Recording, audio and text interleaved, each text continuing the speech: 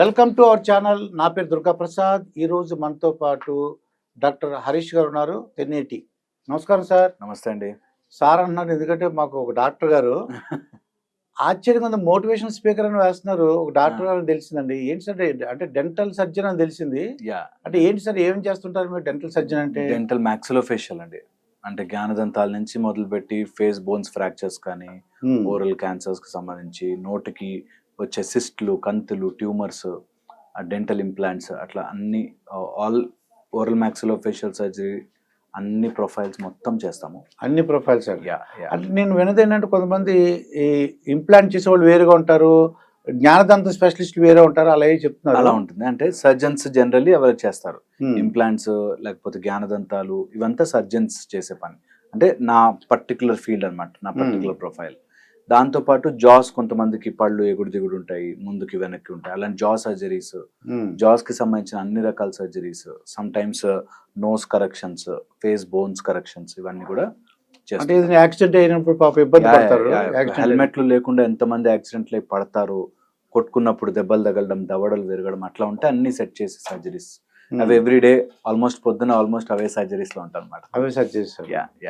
మరి ఆ సర్జరీలోంచి ఈ సర్జరీ అంటే మనిషి యొక్క మెదడు సర్జరీ అంటే మోటివేషన్ స్పీకర్ గా చాలా చాలా ముఖ్యమండి. మీరు నమ్మరు, మనిషికి నొప్పి ఎమోషనల్ నొప్పి అయినా ఫిజికల్ నొప్పి అయినా నొప్పి అనుభవిస్తూనే ఉంటాడు. జనరల్ గా నొప్పి అనుభవించడం వరకు ఓకే, బట్ ఈ నొప్పిని మానసిక క్షోభగా మార్చుకుంటారు, సఫరింగ్ గా మార్చుకుంటారు. అది మెయిన్ ప్రాబ్లం ఏంటి వస్తుందంటే, నొప్పి ఉంటుంది, ఇప్పుడు దెబ్బ తగిలింది, అయ్యో కట్టుకుంటాం, మానిపోతుంది. చాలా మంది ఎవరో వైఫ్ అండ్ హస్బెండ్ మధ్యలో గొడవ అయిందని, ఓ డైవర్స్ అయిందని, లేకపోతే వాడు ఎవడో ఏదో అన్నాడని, ఆ దెబ్బని ఎప్పటికీ నిరంతరం సఫరింగ్ గా మార్చుకుని నన్నెంత మాట అన్నాడో అనే మానసిక దాంట్లోకి వెళ్ళిపోతారు. సో నా మెయిన్ పనంతా నొప్పిని నొప్పిలా పక్కన పెట్టి కొన్ని రోజులు వదిలేస్తే, కట్టుగట్టి పక్కన పెడితే మానిపోతుంది. వీళ్ళు మాననివ్వకుండా దాన్ని కొట్టి కొట్టి కొట్టి పాడు చేస్తారు. అక్కడ నుంచి నాకు అనిపించింది, ఐ థింక్ చాలా మందికి అవసరం ఉంది ఇది అని. అండ్ ఒక్క మాటే, జస్ట్ మాట సహాయం సరిపోతుంది. అందుకే మోటివేషనల్ స్పీకర్ గా మారారు. అంటే దీని వెనకాల ఎవరన్నా ప్రభావితం ఉన్నారా? అంటే నేను ఒక లెక్చరర్ గా నుంచి వచ్చాను అనుకో, టీచింగ్ ప్రొఫెషన్ నుంచి వచ్చా. నాకు మా ఫిజిక్స్ కానీ ఆకుల ఆనంద రామకృష్ణ గారిని, ప్రభాకర్ గారిని వాళ్ళు చెప్పిన బట్టి నాకు ఫిజిక్స్ అంటే చాలా ఇష్టం పడ్డాను. నేను కూడా లెక్చరర్ అవ్వాలి, ఫిజిక్స్ చెప్పాలన్న ఉద్దేశంతో మ్యాథ్స్ ఫిజిక్స్ చెప్పేవాడిని. అలాగా ఈ మోటివేషన్ ఎలా చెప్పగలుగుతున్నారు, ఏంటి ప్రభావం ఎవరి మీద, అంటే ఎవరైనా నేర్చుకున్నారా ఎలాగాని? అలా నేర్చుకునేది పర్టికులర్గా ఏం లేదు, కానీ ఎవ్రీథింగ్ నా నోట్లోంచి ఏ మాట వచ్చినా మా నాన్నగారు బిఎస్పి తెన్నేటి గారు మాట ద్వారానే అన్ని మేము ఏం చేసినా, ప్లస్ ప్రతి దాని నుంచి నేర్చుకోవచ్చండి. నిజంగా నేర్చుకునే మనసు ఉంటే ప్రతి దాన్ని క్షుణ్ణంగా తెలుసుకోవచ్చు, తెలిసిపోతుంది ఒకసారి ఆ ఓపెన్ ఐస్ ఉంటే. నేర్చుకోవాలన్న తపన ఉండాలి, ఇంట్రెస్ట్ ఉండాలి, ఖచ్చితంగా ఆ కోరిక ఉండాలి. అప్పుడు ఆటోమేటిక్ గురువు ప్రత్యక్షం అవుతాడు. నిజంగా కూడా మనకి ఎన్ని రకాలుగా గురువు ప్రత్యక్షం అవుతాడు అంటే, జస్ట్ ఇలా చూస్తూ ఒక ఆకు తెగిపడినా మనకి చాలా విషయాలు నేర్పించేస్తుంది. సో మనం నేర్చుకోవాలని ఇంట్రెస్ట్ ఉంటే మాత్రం ఖచ్చితంగా నాకు తెలిసి every one can learn anything. అయితే పవన్ కళ్యాణ్ గురించి ఏమన్నా విన్నారా? పవన్ కళ్యాణ్ గురించి ఎంత చెప్పచ్చో, నాకు అన్నిట్లోకి ముఖ్యమైనది అంటే, నేను పొలిటికల్ గా నాకు సంబంధం లేదు, కానీ నేను చెప్పే మాట చాలా చాలా పవర్ఫుల్, అందరికి ఉపయోగపడుతుంది కూడా. దట్ మనిషి ఓడిపోతాడు, ఓడిపోయిన మనిషి అయ్య బాబోయ్ నాకు వద్దు అని పారిపోకూడదు. అది నాకు తెలిసి ఆయన నుంచి నేర్చుకుని, ఒక్కటి కూడా రాకపోయి 2 చోట్ల ఓడిపోయాక ఒక మనిషి డిప్రెషన్ అని, బాధ, నేను తట్టుకోలేను, ఇంత అవమానమా, నేను ఇంత స్టార్ని కదా అని ఎప్పుడూ లేదు. That is what we should learn. ఏం నేర్చుకోవాలంటే, పార్ట్ ఆఫ్ ద గేమ్. నేను మళ్ళీ వెనక్కొస్తున్నా, తిరిగి వస్తున్నా, ఎక్కడికి పోలే అని ముందుకు వెళుతున్న వాడికి గెలుపు డెఫినెట్ గా వరిస్తుంది. అండ్ ఇది ఒక్క రోజులో వచ్చింది కాదు ఆయనకి ఈ 2 రోజులు లేకపోతే ఆ 2 సీట్లు పోవడం కాదు. He was always a fighter. I feel ఎప్పటికీ ఫైట్ చేసి పోరాడి గెలిచిన వ్యక్తే. మన జనాల్లోంచి ఒక చిరంజీవి అంతటి స్టార్ కి బ్రదర్ గా వచ్చిన ఆయన పాత ఆయన తయారు చేసుకున్నాడని అనిపిస్తుంది నాకు. సో ఐ థింక్ పొలిటికల్ విషయాలు పక్కన పెడితే, ఒక మనిషిగా హీ హస్ దట్ ఆ స్ట్రెంగ్త్, మానసిక స్ట్రెంగ్త్. గెలుస్తాం భయ్, ఏమైతుంది, ఇక్కడే ఉన్నాం, నేను మళ్ళీ మళ్ళీ ముందుకు వస్తాను, గెలుస్తాను అనేది ఒక గ్రేట్ హ్యాబిట్. నాకు తెలిసి అలాగా నేర్చుకోవాలి అందరూ కూడా. వాట్ ఎవర్ ఇట్ ఈస్ ముందుకు వెళ్తూ ఉండాలి, గెలుస్తాం. అదే గెలుపు ఆటోమేటిక్ వస్తుంది. ఓడిపోయినా సరే అది బాధపడకుండా నిరాశ, నిస్పృహ, కుంగిపోకటం, వంగిపోకుండా అసలు నిజంగా అలాంటివి రానివ్వకూడదు. ఏ మనిషి కూడా అలా దగ్గరికి రానివ్వకూడదు. మేబీ పవన్ కళ్యాణ్ గారు లాంటి చామున్న వ్యక్తిని చూసి నేర్చుకోవాల్సిందంటే ఓడిపోతే మళ్ళీ అక్కడే నిలబడాలి, అక్కడే కొట్టాలి, అక్కడే గెలవాలి, చూపించాలి. ఓకే. ఇంకోటి నేను నేర్చుకున్నది ఎక్కడ నెగ్గాలో కాదు, ఎక్కడ తగ్గాలో తెలిసినోడే. అబ్సల్యూట్లీ. లేకపోతే ఆ కరెక్ట్ గా పొత్తు పెట్టుకోవడం కానీ, కూటమి ఫామ్ అవడం కానీ చాలా స్ట్రాటజిక్.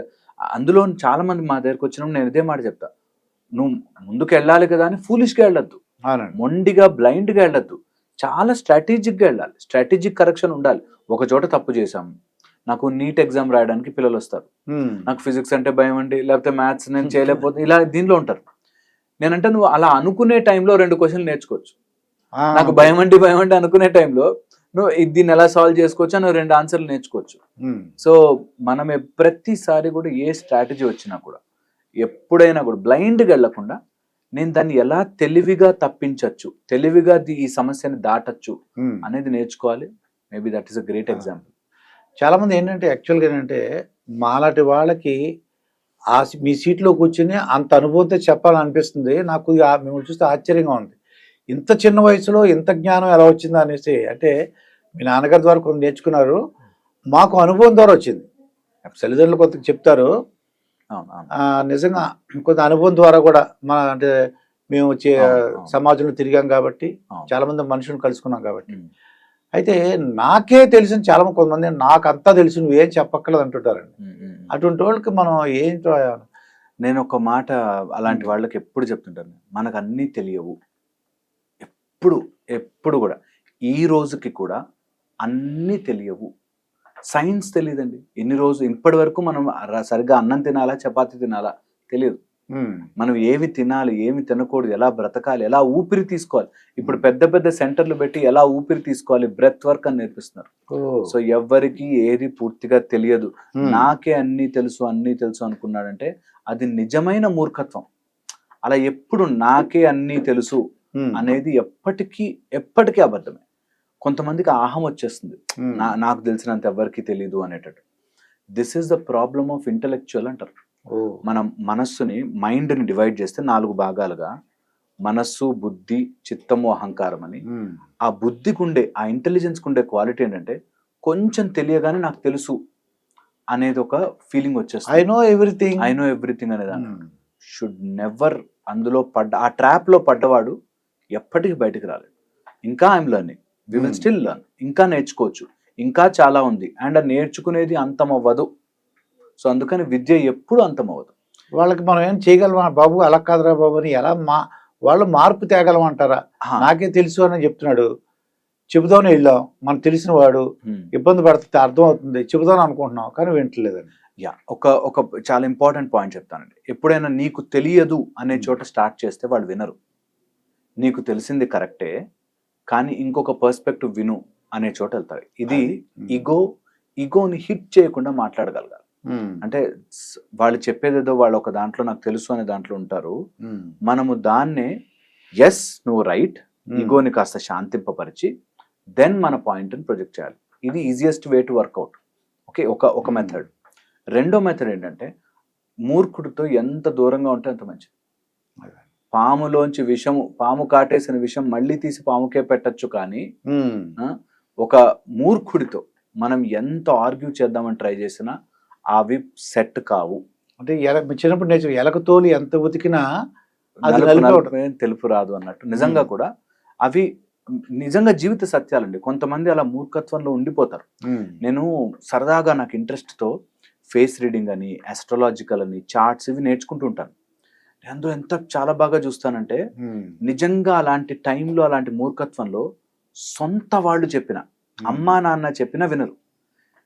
మనం ఈ రోజుల్లో చాలా మందిని చూస్తాం, స్టాక్స్లో, బెట్టింగ్ యాప్స్లో, తర్వాత ఈ జూదాల్లో, వీటిలో అందరికీ తెలుసు నిజంగా జూదమాడే డబ్బులు వచ్చేస్తే అందరూ అదే పని చేస్తారు కదా అనే కామన్ సెన్స్ ఆలోచించలేరు. ఆ టైంకి బ్లైండ్ అయిపోతుంది. వీళ్ళకి తెలియదు, నాకు ఫార్ములా తెలుసు, దాంతో కోట్లు సంపాదించేస్తాను అనే దాంట్లో ఉంటారు. సో మూర్ఖత్వం ఒకసారి మనసుని కమ్మాక మనము నిజంగా ఎంత మంచి మాటలు చెప్పినా అంతవరకు ఎందుకు, భగవద్గీతని శ్రీకృష్ణ పరమాత్ముడు అర్జునుడి కాకుండా అటు కౌరవులకు వెళ్ళి చెప్పచ్చు కదా, వినరు. అలాంటి వాళ్ళు వినరు. అందుకని మనం వృధా ప్రయాస అంటారు చూసారా, అలాంటి వాళ్ళు బూడిదలో పోసిన పన్నీరు వృధా, నిజంగా వృధా అయిపోతుంది. వాళ్ళు వినరు, మారరు. వరస్ట్ పార్ట్ ఏంటంటే వాళ్ళు మన క్లోజ్ అయితే ఇంకా మన టార్చర్ ఘోరంగా ఉంటుంది. మన ఈ క్లోజ్ ఇంట్లో వాళ్ళు నా దగ్గరకు వస్తారు, ఫ్యామిలీస్ లో హస్బెండ్ చాలా టార్చర్ పెడతాడండి, అన్నిట్లో డబ్బులు పోగొట్టేస్తున్నాడండి, మేము ఎంత చెప్పినా వినడండి. ఇంట్లో వాళ్ళే ఉంటే ఇంకా వాళ్ళకి ఏమని చెప్పగలుగుతాం వాళ్ళ మూర్ఖత్వాన్ని. పోగొట్టుకుని వాళ్ళే ఒక రోజు తెలుసుకుని అయ్యో అని తలబట్టుకున్నాక వస్తారు. సో అందుకని నాకే అన్ని తెలుసు, నాకు అన్ని తెలిసిపోయి అనుకునేవాడు నిజంగా మూర్ఖత్వం. వాడు నా దృష్టిలో అమాయకుడు అనుకుంటున్నాను నేను. అబ్సల్యూట్లీ చైల్డ్ మైండ్ అది. ఇప్పుడు మేము అర్క విద్య అని సూర్యోపాసన నేర్పిస్తున్నప్పుడు child mind, wild mind, mild mind అని నేర్పిస్తాం. వీళ్ళు చైల్డ్ మైండ్, నాకు కావాల్సింది నాకే కావాలి. ఇప్పుడు ఒక కారు బొమ్మ పట్టుకుని ఒక చిన్నపిల్లడు పడుకుని ఒక టెడ్డీ బేర్ పట్టుకుని, అది నిజంగా కాదురా, టెడ్డీ కాదురా, అది బొమ్మరా అని చెప్పినా కూడా వాడు వదలడు దాన్ని. అలాగా వీళ్ళు ఒక ఆలోచనలో ఉంటారు, అది వదులుకోరు. నాకే అన్ని తెలుసు, నాకు తెలిసినంత నాలెడ్జ్ ఎవరికి లేదు అని దాంట్లో ఉంటారు. Which is always wrong. Harish గారి పుస్తక పఠనం అనేది మా చిన్నప్పుడు ఎక్కువ ఉండదు. మేము పరిగెత్తుకు వెళ్ళిపోయి, మా ఎంటర్టైన్మెంట్ ఏంటంటే లైబ్రరీకి వెళ్ళిపోవడం. పరిగెత్తుకి లైబ్రరీకి వెళ్ళిపోయి లైన్లో నిలబడి ఎవరు ముందెళ్తే ఆ బుక్ తీసుకొచ్చారనమాట. కానీ పుస్తక పఠనం తగ్గిపోయిందని చెప్పేసి ఈ రోజుల్లో, ఎందుకంటే టెక్నాలజీ పెరిగిపోయింది. పుస్తక పఠనం మంచిదంటారా, లేదా ఇంకా టెక్నాలజీలోనే ఇంకా అన్ని చూసుకోమంటారా? పఠనం అయితే ఉంది, పుస్తకంతో లేదు. కానీ వీళ్ళు అన్ని చోట్ల చదువుతున్నారండి. నేను చూశాను పిల్లల్ని who are reading this big books. చదివే వాళ్ళు ఉన్నారు. ఎప్పుడు ఆ రేషియో మారుతోందేమో కానీ చదివే పిల్లలు ఉన్నారు. బుక్స్ రూపంలో కాకుండా ఇప్పుడు డిజిటల్ గా చాలా చదువుతున్నారు. కన్జంప్షన్ చాలా పెరిగింది, పుస్తకాల రూపంలోను, రిటర్న్ రూపంలో. నేను 3 books రాశాను. ఆ 3 books చాలా మంది చదువుతున్నారు. చదివే వాళ్ళు లేరు అని కాదు, బట్ ఎప్పుడైనా సరే రీడర్షిప్ ఉంది. బట్ ఎక్కడ ప్లాట్ఫామ్ లో చదువుతున్నారు అన్నది డిఫరెంట్. నేను ఎప్పుడు సజెస్ట్ చేస్తాను, ఒకవేళ చదివేది ఉంటే బుక్ లో చదివితేనే బెటర్. డిస్ట్రాక్షన్ ఉండదు, ఒక దాని నుంచి ఇంకో యాప్కి, ఇంకో యాప్ నుంచి ఇంకో యాప్కి జంప్ చేసేది ఉండదు. సమగ్రంగా నేర్చుకోవచ్చు. ఈ రోజుల్లో జరుగుతున్న ఒక డ్యామేజ్ అండి, డిజిటల్లో చదివితే ప్రాబ్లం ఏంటంటే ఏ విషయం మీద పూర్తి అవగాహన రాదు. ఇప్పుడు నేను పుస్తకం రాశానంటే దాని మీద ఒక 90 రోజులు, 100 రోజులు ఒక సంవత్సరం వర్క్ చేసి నా సమగ్రమైన నాలెడ్జ్ని అందులో పెట్టాను. మనం డిజిటల్ చదివామంటే ఇక్కడ ఒక ముక్క, అక్కడ ఒక ముక్క, అక్కడ ఒక ముక్క నేర్చుకుంటే ఏది సంపూర్ణంగా నేర్చుకోలేము. అందుకని అట్లీస్ట్ ఆ ఫీల్డ్ ఆఫ్ ఆ రచయిత యొక్క సంపూర్ణమైన ఇన్ఫర్మేషన్ అందాలి అంటే ఒక పుస్తకంలో చదవడం 1. Second is your focus and concentration పెరుగుతుంది. ఇప్పుడు డిజిటల్ డిస్ట్రాక్షన్స్ అని మనం ఒక లైన్ చదువుతుంటే మళ్ళీ ఇంకో దాంట్లో 30 seconds షార్ట్ చూడలేకపోతున్నారండి. ఇంకా దాన్ని కూడా ఫాస్ట్ మోడ్ లో చేసేద్దామని చూస్తున్నారు. సో ఏది కూడా అలా షార్ట్ దాంట్లో నేర్చుకోలేం. కాబట్టి పుస్తకం ఈజ్ ఆల్వేస్ హెల్ప్ఫుల్. ఎప్పుడు పుస్తకం చదవండి. ఈ మాట చెప్తూ నేను ఇంకొక మాట చెప్తాను, ఏది చదివినా అది మీరుగా ఆవాహన అయిపోకండి. చాలా మందికి తెలియని కాన్సెప్ట్ ఇది. పుస్తకం చదువుతా అంటారు. పుస్తకం చదువుతావు, పుస్తకము ఆ రైటర్ యొక్క అనుభవం అని మాత్రం గుర్తుంచుకుంటావు, అది నిజమని నమ్మేకు. ఏ పుస్తకం చదివినా, ఏ చోట డిజిటల్లో ఏది చదివినా అది ఆ రాసిన వాడి యొక్క మస్తిష్కం నుంచి వచ్చినది. నిజం అయ్యుండొచ్చు, అయ్యుండకపోవచ్చు. ప్రతి దానికి ఊగిపోయి ఈ రోజుల్లో ఇప్పుడు #ట్రెండింగ్ ఏం తెలుసా అండి, బాగా అగ్రెసివ్ గా ఉండేదాన్ని ట్రెండింగ్. ఏదైనా సరే ఆ మనుషుల్లో రక్తం ఉడికించేటట్టుగా ఉంటే, ఆవేశం వచ్చేటట్టుగా చేసేది. అగ్రెషన్ పెంచేవి ఎప్పుడు నిజమని నమ్మకండి. ఎవరైనా వీడికి మంచిది కాదు, వీడికి మంచిది కాదు అన్నాడంటే ఒక్క నిమిషం, ఒక్క స్టెప్ వెనక్కి వేసి ఆగి అగ్రెషన్ ని నేను నా శరీరంలోకి ఎక్కించుకోను అనేది నేర్చుకోవాలి కంపల్సరీ. సో ఏ పుస్తకం చదివినా, పుస్తకం బాగుండొచ్చు, పుస్తకం గొప్పగా రాసి ఉండొచ్చు, పుస్తకం నిజమై ఉండొచ్చు, కానీ నువ్వు దాన్ని మొత్తం ఎక్కించుకుని దానిలా మారిపోకు. ఒక సోషలిజం బుక్ చదివితే సోషలిస్ట్ గాను, ఒక మార్క్సిజం బుక్ చదివితే మార్క్సిస్ట్ గాను, లేకపోతే హిందుత్వం గాను, ముస్లిం ఇస్లామిక్ మారిపోకు. పూర్తిగా అన్నిటినీ సమగ్రంగా చూసే క్రిటికల్ థింకింగ్ నేర్చుకోవాలి. క్రిటికల్ థింకింగ్ అందరూ కూడా, ఎవరున్నా సరే అందరూ కూడా దాన్ని తెలుసుకోవాలి. Hmm. దాన్ని విద్యగా తీసుకుని నేను ఇప్పుడు ఒక సిస్టమ్ అంటే దాన్ని నేర్చుకునే దాంట్లో తీసుకుంటే పుస్తక పఠనం ఈజ్ ఆల్వేస్ హెల్ప్ ఆ విషయంలో, రాదర్ దాన్ డిజిటల్ డిస్ట్రాక్షన్స్. అంటే క్రిటికల్ థింకింగ్ అంతే అర్థమైందండి. అలాగే క్రియేటివిటీ పెరుగుతుందండి. క్రియేటివిటీ ఊహించుకుంటాం మనం. అబ్సల్యూట్లీ కన్స్ట్రక్టివ్ యాటిట్యూడ్ వస్తుందని తెలిసిందండి. అబ్సల్యూట్లీ కన్స్ట్రక్టివ్ యాటిట్యూడ్ వస్తుంది. దాంతో పాటు ఈ పుస్తకం చదువుతున్నంతసేపు మన మైండ్ లో మీరు అన్నట్టుగా ఏదైతే ఇమాజిన్ చేసుకుంటామో అది రాసిన వాడికంటే మనం ఇంకా కూడా బాగా ఇమాజిన్ చేసుకోవడానికి ఉంటుంది ఛాన్స్. అవును. అయితే ఈ రోజుల్లో ఏంటంటే నా వయసులో ఉన్నప్పుడు మేము టీనేజ్లో ఒకలా పెరిగామండి, మీ వయసులో ఉన్నప్పుడు ఒకలా పెరిగారు. ఇప్పుడు టీనేజ్ పిల్లలకి ఒక డాక్టర్ కానీ ఒక మోటివేషనల్ స్పీకర్గా ఒక స్వామి మాల వేసుకున్న భక్తి భావం ఉన్నట్టు మీరుగా ఎలా పెంచితే బాగుంటుంది? టీనేజ్ పిల్లలకి తల్లిదండ్రులకి ఏమైనా సలహా ఇస్తారు, ఎలా పెంచమంటారు? ద మోస్ట్ ఇంపార్టెంట్ అండి, టీనేజ్ పిల్లలకి ఓన్లీ డేంజర్స్ మాత్రమే మనం ఆపాలి, మిగతా టైంలో పెంచొద్దు. ఇప్పటికి నా దగ్గర పేరెంట్స్ వస్తారండి, 28 ఇయర్స్ ఉంటుంది వాడికి, అయినా అబ్బాయికి కానీ అమ్మాయికి కానీ ఇంకా వెంటబడుతుంటారు. మా వాడు ఏం సెటిల్ అవుతాడో అండి, మా వాడు ఏం సెటిల్. నేను అంటాను అసలు అలా మాట షిష్ అంటాను. ఆగండి. పిల్లలు వాళ్ళు చూసుకుంటారు వాళ్ళ లైఫ్. ఈ జనరేషన్ మనకి అప్పటిదాకా జనరేషన్ అంటే ఒక 20 ఇయర్స్ 25 ఇయర్స్, ఇప్పుడు చాలా కుదించేసి ఫాస్ట్ అయిపోయింది. ఒక 3 సంవత్సరాల క్రితం లాగా ఇప్పుడు లేరు, చాలా ఫాస్ట్ మూవ్ అయిపోయారు. సో మన లాజిక్లు మనం చెప్పిన అలా ఉండదు. నిజంగా కూడా యాజ్ ఎ మోటివేషనల్ స్పీకర్ నేను అబ్జర్వ్ చేస్తే ఈ రోజుల్లో అందరికీ అన్ని విషయాలు తెలుసు. పిల్లలకైతే మనం చెప్పే కొటేషన్లు కోట్స్ అన్నీ ఆల్రెడీ వాళ్ళకి తెలుసు, తెలియక ఎవ్వరూ లేరు. కానీ పాత్ ఏదైతే చూస్ చేసుకుంటారో, సో టీనేజ్ పిల్లల్ని మనం పెంచే పిల్లలు ఉంటే ఇంట్లో ఒక్కటి మాత్రం గుర్తుపెట్టుకోవాలి, నీ దగ్గర ప్రేమ దొరకకపోతే బయట వెతుకుతారు, నీ దగ్గర గౌరవం దొరకకపోతే బయట వెతుకుతారు, నీ దగ్గర ఆనందం దొరకకపోతే బయట వెతుకుతారు. అండ్ బయట యాక్సెస్ ఈజ్ ఈజీ. పిల్లల్ని ఇంట్లో టీవీ చూడొద్దు రెస్ట్ ఫోన్ చూడొద్దు, వాడు బయటకు వెళ్ళి ఫ్రెండ్స్ దగ్గర కూర్చొని ఫోన్ చూస్తాడు. నేను అబ్జర్వ్ చేశాను. సో అందుకని నువ్వు నో ఎక్కువ చెప్పే కంటే వాళ్ళని దాన్ని ఇంకా ఈజీగా ఎస్ ఎలా చేయించచ్చు వాళ్ళకి తెలిసేటట్టుగా, that this is wrong, this is right అని పిల్లలకి తెలిసేలాగా చేయగలిగితే, దానికి 2 డిఫరెన్సెస్ చెప్పాలి. వాట్ ఈస్ మంగళకరమైనవి, అమంగళకరమైనవి అంటారు. మంగళకరమైనవి which will give you reap you good results నీ మైండ్లోనే.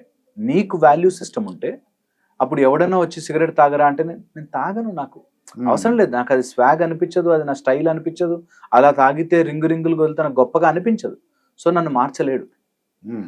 పాయింట్ ఏంటంటే వాళ్ళకి వాల్యూ సిస్టమ్ పెంచితే దట్ వాట్ ఈస్ రైట్, నేను చేసినట్టుగా నువ్వు చేయి కాదు, నువ్వే ఆలోచించు వాట్ ఈస్ రైట్ అని గనక టీనేజ్ పిల్లలకి తెలియజేస్తే, సత్యం ఏంటి, ధర్మం ఏంటి, వాట్ ఈస్ ద రైటియస్నెస్ అనే ధర్మంలో పెంచితే అండి ఆటోమేటిక్గా పిల్లలు మారుతారు.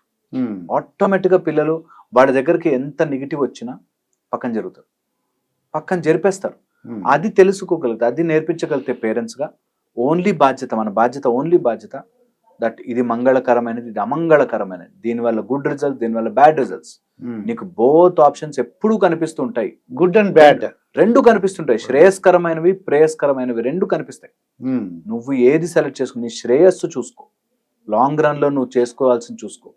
ఈ ప్రేయమైనవి చిన్నవి ఈజీగా దొరుకుతాయి, సిగరెట్, మందు, ఇప్పుడైతే డ్రగ్స్, గాంజా, ఇవన్నీ తొందరగా దొరికినా నీ వాల్యూ సిస్టమ్ బాగుంటే నువ్వు వాటిని దగ్గర రానివ్వు. That is the most important thing teenage పిల్లలకు నేర్పించాల్సింది. మోరల్ వాల్యూస్ కూడా, వాల్యూసే కంపల్సరీ, వాల్యూస్ ఒక్కటి కంపల్సరీ నేర్పించాలి పిల్లలకి. సేయింగ్ దట్ వాల్యూస్ నేర్పించాలంటే మనం వాల్యూస్ తో ఉండాలి ఖచ్చితంగా. ఐఎమ్ బౌండ్ టు దట్ అనేది గనక పిల్లలకు నేర్పిస్తే నిజంగా బాగుంది. చిన్న ఏజ్ నుంచి ఇంకా నిజము నేర్పించండి. నిజము చెప్పిన రోజున మీరు ఆస్కర్ అవార్డు వచ్చినట్టు, ఇంకేదైనా నంది అవార్డు వచ్చినట్టు ఎగరాలి. ఓకే, అబద్ధం చెప్పిన రోజున చాలా చాలా డిసప్పాయింట్ అయిపోయినట్టుగా మొహం పెట్టాలి పిల్లల నుంచే, వెరీ వెరీ యంగ్ ఏజ్ నుంచి. సో దట్ వాళ్ళు సత్యం వైపుకు అడుగు వేస్తారు, నిజం ఏంటి అని మాట్లాడే ధైర్యం వస్తుంది. ఎప్పుడైతే నిజాన్ని పట్టుకుంటారో వాల్యూ ఆటోమేటిక్గా పెరుగుతుంది. వాల్యూ ఆటోమేటిక్గా పెరిగిన రోజున వాళ్ళు తప్పుదారికి పోరు. అదే. సో హరీష్ గారు, స్వామి, ఈ భార్యాభర్తలు చాలా మంది మీ దగ్గరికి వస్తున్నారని చెప్పారు కదా, అంటే రీసెంట్ గా అసలు ఏం అంటే మా వయసులో భార్యాభర్తలు మ్యారేజ్ చేసుకుంటే ఇంకా జీవితకాలం ఇంకా వాళ్ళతోనే ఉండటమే, కష్టమైనా నష్టమైనా ఏదో సర్దేసుకునే వాళ్ళం, సర్ది పెట్టుకోవడమే అంతే. కానీ ఇప్పుడు మీ భార్యాభర్తలు చాలా మంది వస్తున్నారు అన్నారు కదా, అంటే ఎటువంటివి మీరు అబ్జర్వ్ చేశారు? చాలా ఉన్నాయండి, చాలా. వన్ థింగ్ ఈజ్ ఇగో. నేనెందుకు తగ్గాలి, నాకేం తక్కువైంది, నేనెందుకు తగ్గాలి, ఇది ఒకటి ఉంటుంది. ఇద్దరు సైడ్, అటు అమ్మాయిల సైడ్ నుంచి ఉంది, అబ్బాయిల సైడ్ నుంచి, ఇద్దరు సైడ్ నుంచి నాకేం తక్కువ, నేనెందుకు తగ్గాలి అనే దాంట్లో ఉంటారు. రెండోది వచ్చేసి, నేను ఇప్పుడు ఓన్లీ ఫిజికల్ నీడ్ కోసం ఒక మగాడో ఆడదో, కానీ మిగతా వాటికి నాకు ఐ హ్యావ్ ఆప్షన్స్, నా దగ్గర అన్ని రెడీగా ఉన్నాయి కదా. సో అదొక చాలా మేజర్ డ్యామేజ్. థర్డ్ వచ్చేసి రిలేషన్షిప్ ప్రాబ్లమ్స్లో మూడో పర్సన్ ఇంటర్వెన్షన్. థర్డ్ పర్సన్ ఉంటాడండి ప్రతి రిలేషన్షిప్ డ్యామేజ్లో. అది తల్లో, తండ్రో, ఇంకొక అమ్మాయో అబ్బాయో, బయట నుంచి కొలీగ్స్, ఎవరో ఒకటి థర్డ్ పర్సన్ ఇంటర్వెన్షన్తోనే 99% ఫ్యామిలీ రిలేషన్షిప్లో గొడవ. మూడో వ్యక్తిలోనే విపరీతమైన గొడవలు. మూడో వ్యక్తి దూరుతాడండి రిలేషన్షిప్లో. ఈ భార్యాభర్తలను ఊరుకోకుండా, నేను ఒక రీసెంట్ ఎగ్జాంపుల్ చెప్తాను. అమ్మాయి పెళ్ళైంది, హ్యాపీగా ఉన్నారు, వాళ్ళిద్దరు యుఎస్లో ఉన్నారు. యుఎస్లో ఉన్న ఈమెతో 24 hours ఫోన్లో మాట్లాడుతూ ఉండాలి తల్లితో. ఏం చేశారు ఈరోజు, ఏం చేశారు ఈరోజు, ఏమైంది ఈరోజు, ఏమైంది ఈరోజు, ఇదే పని. అబ్బాయితో అలాగా వాళ్ళమ్మ అలా కంటిన్యూస్గా మాట్లాడి, ఈరోజు ఎక్కడికి వెళ్తున్నారు, మీరు వెళ్తున్నారు, వీడియో కాల్లోనే అలా ప్రతి దానికి. సో పాయింట్ ఇస్, ఎప్పుడైతే వేరే వాళ్ళ ఇంటర్వెన్షన్ వస్తుందో వీళ్ళు నిజంగా ఎంజాయ్ చేయలేరు. వన్ అదర్ ఆస్పెక్ట్ ఉంది, ఇంకా ఎవరితోనూ డిస్కనెక్ట్ అయిపోయి ఓన్లీ వాళ్ళిద్దరే ఉండి ఇంట్లో కొట్లాడుకుంటుంటారు. సో బోత్ సైడ్స్ మిస్టేక్ ఉంటుంది. ఎక్కడ ఆ లిమిట్ అన్నది చెప్పలేని పరిస్థితి. అండ్ అవైలబిలిటీ ఆఫ్ మనకి ఈ ఎంటర్టైన్మెంట్, బయట రిసోర్సెస్ అవైలబుల్ అయిపోయి, ఇది కాకపోతే ఇంకోటి నాకేముంది, ప్రాబ్లం ఏంటి ఇప్పుడు అనేటట్టుగా ఉన్నారా. And narcissistic behaviour because of ego, that నేను చెప్పిందే కరెక్ట్, నాకు నచ్చినట్టుగానే ఉండాలి, నాకు నచ్చినట్టుగానే జరగాలి అనే దాంట్లో ఇద్దరు సైడ్ నుంచి, బోత్ అమ్మాయిలు అబ్బాయిలు, ఇవి మేజర్ టాప్ రీజన్స్ నాకు తెలిసి. ఇద్దరి సైడ్ నుంచి ఇదే జరుగుతుంది. నేను ఎందుకు తగ్గాలంటే నేను ఎందుకు తగ్గాలి, నాకేం అవసరం, ఇద్దరి గోతోనే మాట్లాడుకుంటారు. నువ్వు నా లాజిక్ నమ్ము, నేను ఈ మధ్య నేను చాలా ఆశ్చర్యపోయిన, ఆయన దేవుడిని నమ్ముతాడు, ఈమె దేవుడిని నమ్మదు, వీళ్ళిద్దరూ కొట్లాడుకుంటారు ఇంట్లో రోజు. ఎంతవరకు వెళ్ళినా డైవర్స్ దాకా వెళ్ళిపోయింది. దేవుడిని నమ్మనంటే నువ్వు, నీకు అది నచ్చదు, ఇది నచ్చదు, ఇట్లా. సో వెరీ వెరీ టిపికల్ కేసెస్లో ఈగో మాట్లాడుతుంది. పరిష్కార మార్గం ఉందంటారు హరీష్ గారు? చాలా ఉంటాయండి. కౌన్సిలింగ్ చేసి చాలాసేపు మాట్లాడి పర్స్పెక్టివ్ చేంజ్ చేసి, అలా కాదు, ఇలా ఆలోచించవచ్చు, ఇలా ఆలోచిస్తే ప్రశాంతంగా ఉంటుంది అని మేము చాలా ట్రై చేస్తాము. పాయింట్ అంటే వాళ్ళు ఆల్రెడీ మైండ్లో తయారు చేసుకుని వచ్చేస్తారు. ఏవో వీడియోలు చూస్తారు, వాళ్ళకి నచ్చిన ఒక పాయింట్ ఉంటుంది, ఈ పాయింట్ వాళ్ళతో చెప్పించండి, అప్పుడు మేము ఒప్పుకుంటాం అనేటట్టుగా దే ఆల్రెడీ మైండ్ తయారు చేసేసుకుని, నువ్వు ఒప్పిస్తే నేను ఉంటాను, లేకపోతే లేదు అనేటట్టు ఉంటారు. సో దే పీపుల్ ఆర్ ఆ ఈగోయిస్టిక్ మెంటాలిటీతో ఎక్కువైపోతున్నారు. ఎందుకంటే నేను కూడా ఈ మధ్యన పెళ్లి పరిచయ కార్యక్రమాలు చూస్తున్నానండి. చూస్తుంటే ఎక్కువ మంది వాళ్ళు విడాకులు తీసుకుంటున్నారు చిన్న విషయాలుగా మాట. పిల్లల బాధాకరమైన విషయం ఏంటంటే, పిల్లలు పుట్టిన తర్వాత కూడా, ఒకళ్ళిద్దరు పిల్లలు పుట్టిన తర్వాత కూడా ఇది ఇంకా బాధ అనిపిస్తుంది అనమాట. వదులుకోలేరు. ఇద్దరు పిల్లలు పుట్టాక ఇద్దరు కూడా, నేను ఒక స్టెప్ తగ్గుతా, ఏముంది నా భార్య కదా, ఏముంది నా భర్తే కదా, ఏమైతుంది అనే ఫీలింగ్ లేదు. నేనెందుకు తగ్గాలండి, నేనెందుకు తగ్గాలి, నాకేం అవసరం. ఇప్పుడు చిన్న ఒక ఉదాహరణ చెప్తానండి డాక్టర్. అంటే దీంట్లో ఎవరు తప్పు మీరు చెప్పండి. ఒక భార్యాభర్తల్లో ఒకళ్ళు ఏమంటారంటే, గ్రౌండ్ ఫ్లోర్ కొందాము, తక్కువ, అది గ్రౌండ్ ఫ్లోర్ కొనుక్కుందాము, రేట్ తక్కువ, కొద్దిగా పైకి వెళ్ళే కొద్దిగా రేట్ ఎక్కువ అంటండి. అంటే ఒక 2 లక్షలు 3 లక్షలు ఎక్స్ట్రా. ఒక భార్యాభర్త మొత్తాన్ని ఏమంటారంటే, మా గ్రౌండ్ ఫ్లోర్ కొందామని. వాళ్ళ ఉద్దేశం అంటే, వాళ్ళ అమ్మ నాన్న వచ్చినప్పుడు ఈయన ఉద్దేశం గ్రౌండ్ ఫ్లోర్ తక్కువ రేటు ఉంది, రెండు వాళ్ళ అమ్మ నాన్న వచ్చినప్పుడు మెట్లు ఎక్కలేకపోయినా, ఎప్పుడైనా లిఫ్ట్ పని చేయకపోయినా వీళ్ళు కిందే ఉంటారు కాబట్టి పర్లేదనే ఉద్దేశంతో ఒకళ్ళ ఉద్దేశం. ఇంకోళ్ళు ఏంటంటే, కింద దోమలు బల్లులు ఉంటాయి, పైన ఎయిర్ బాగా వస్తుంది, పైన తీసుకుందామని. ఇప్పుడు వాళ్ళిద్దరు గొడవ పడుతున్నారండి. అంటే ఏది వాళ్ళకి ఎలా చెప్తారు సార్ మీరు? ఎంత టిపికల్ కదా. సో ఇద్దరిది ఎవరు కరెక్ట్ అనక. సో అప్పుడు మేమేం చేస్తామంటే, నువ్వు ఎక్కడ కాంప్రమైజ్ అవ్వగలవు, నువ్వు ఎక్కడ కాంప్రమైజ్ అవ్వగలవు, ఇద్దరు ఒక్కొక్క అడుగు ముందుకు రావాలి.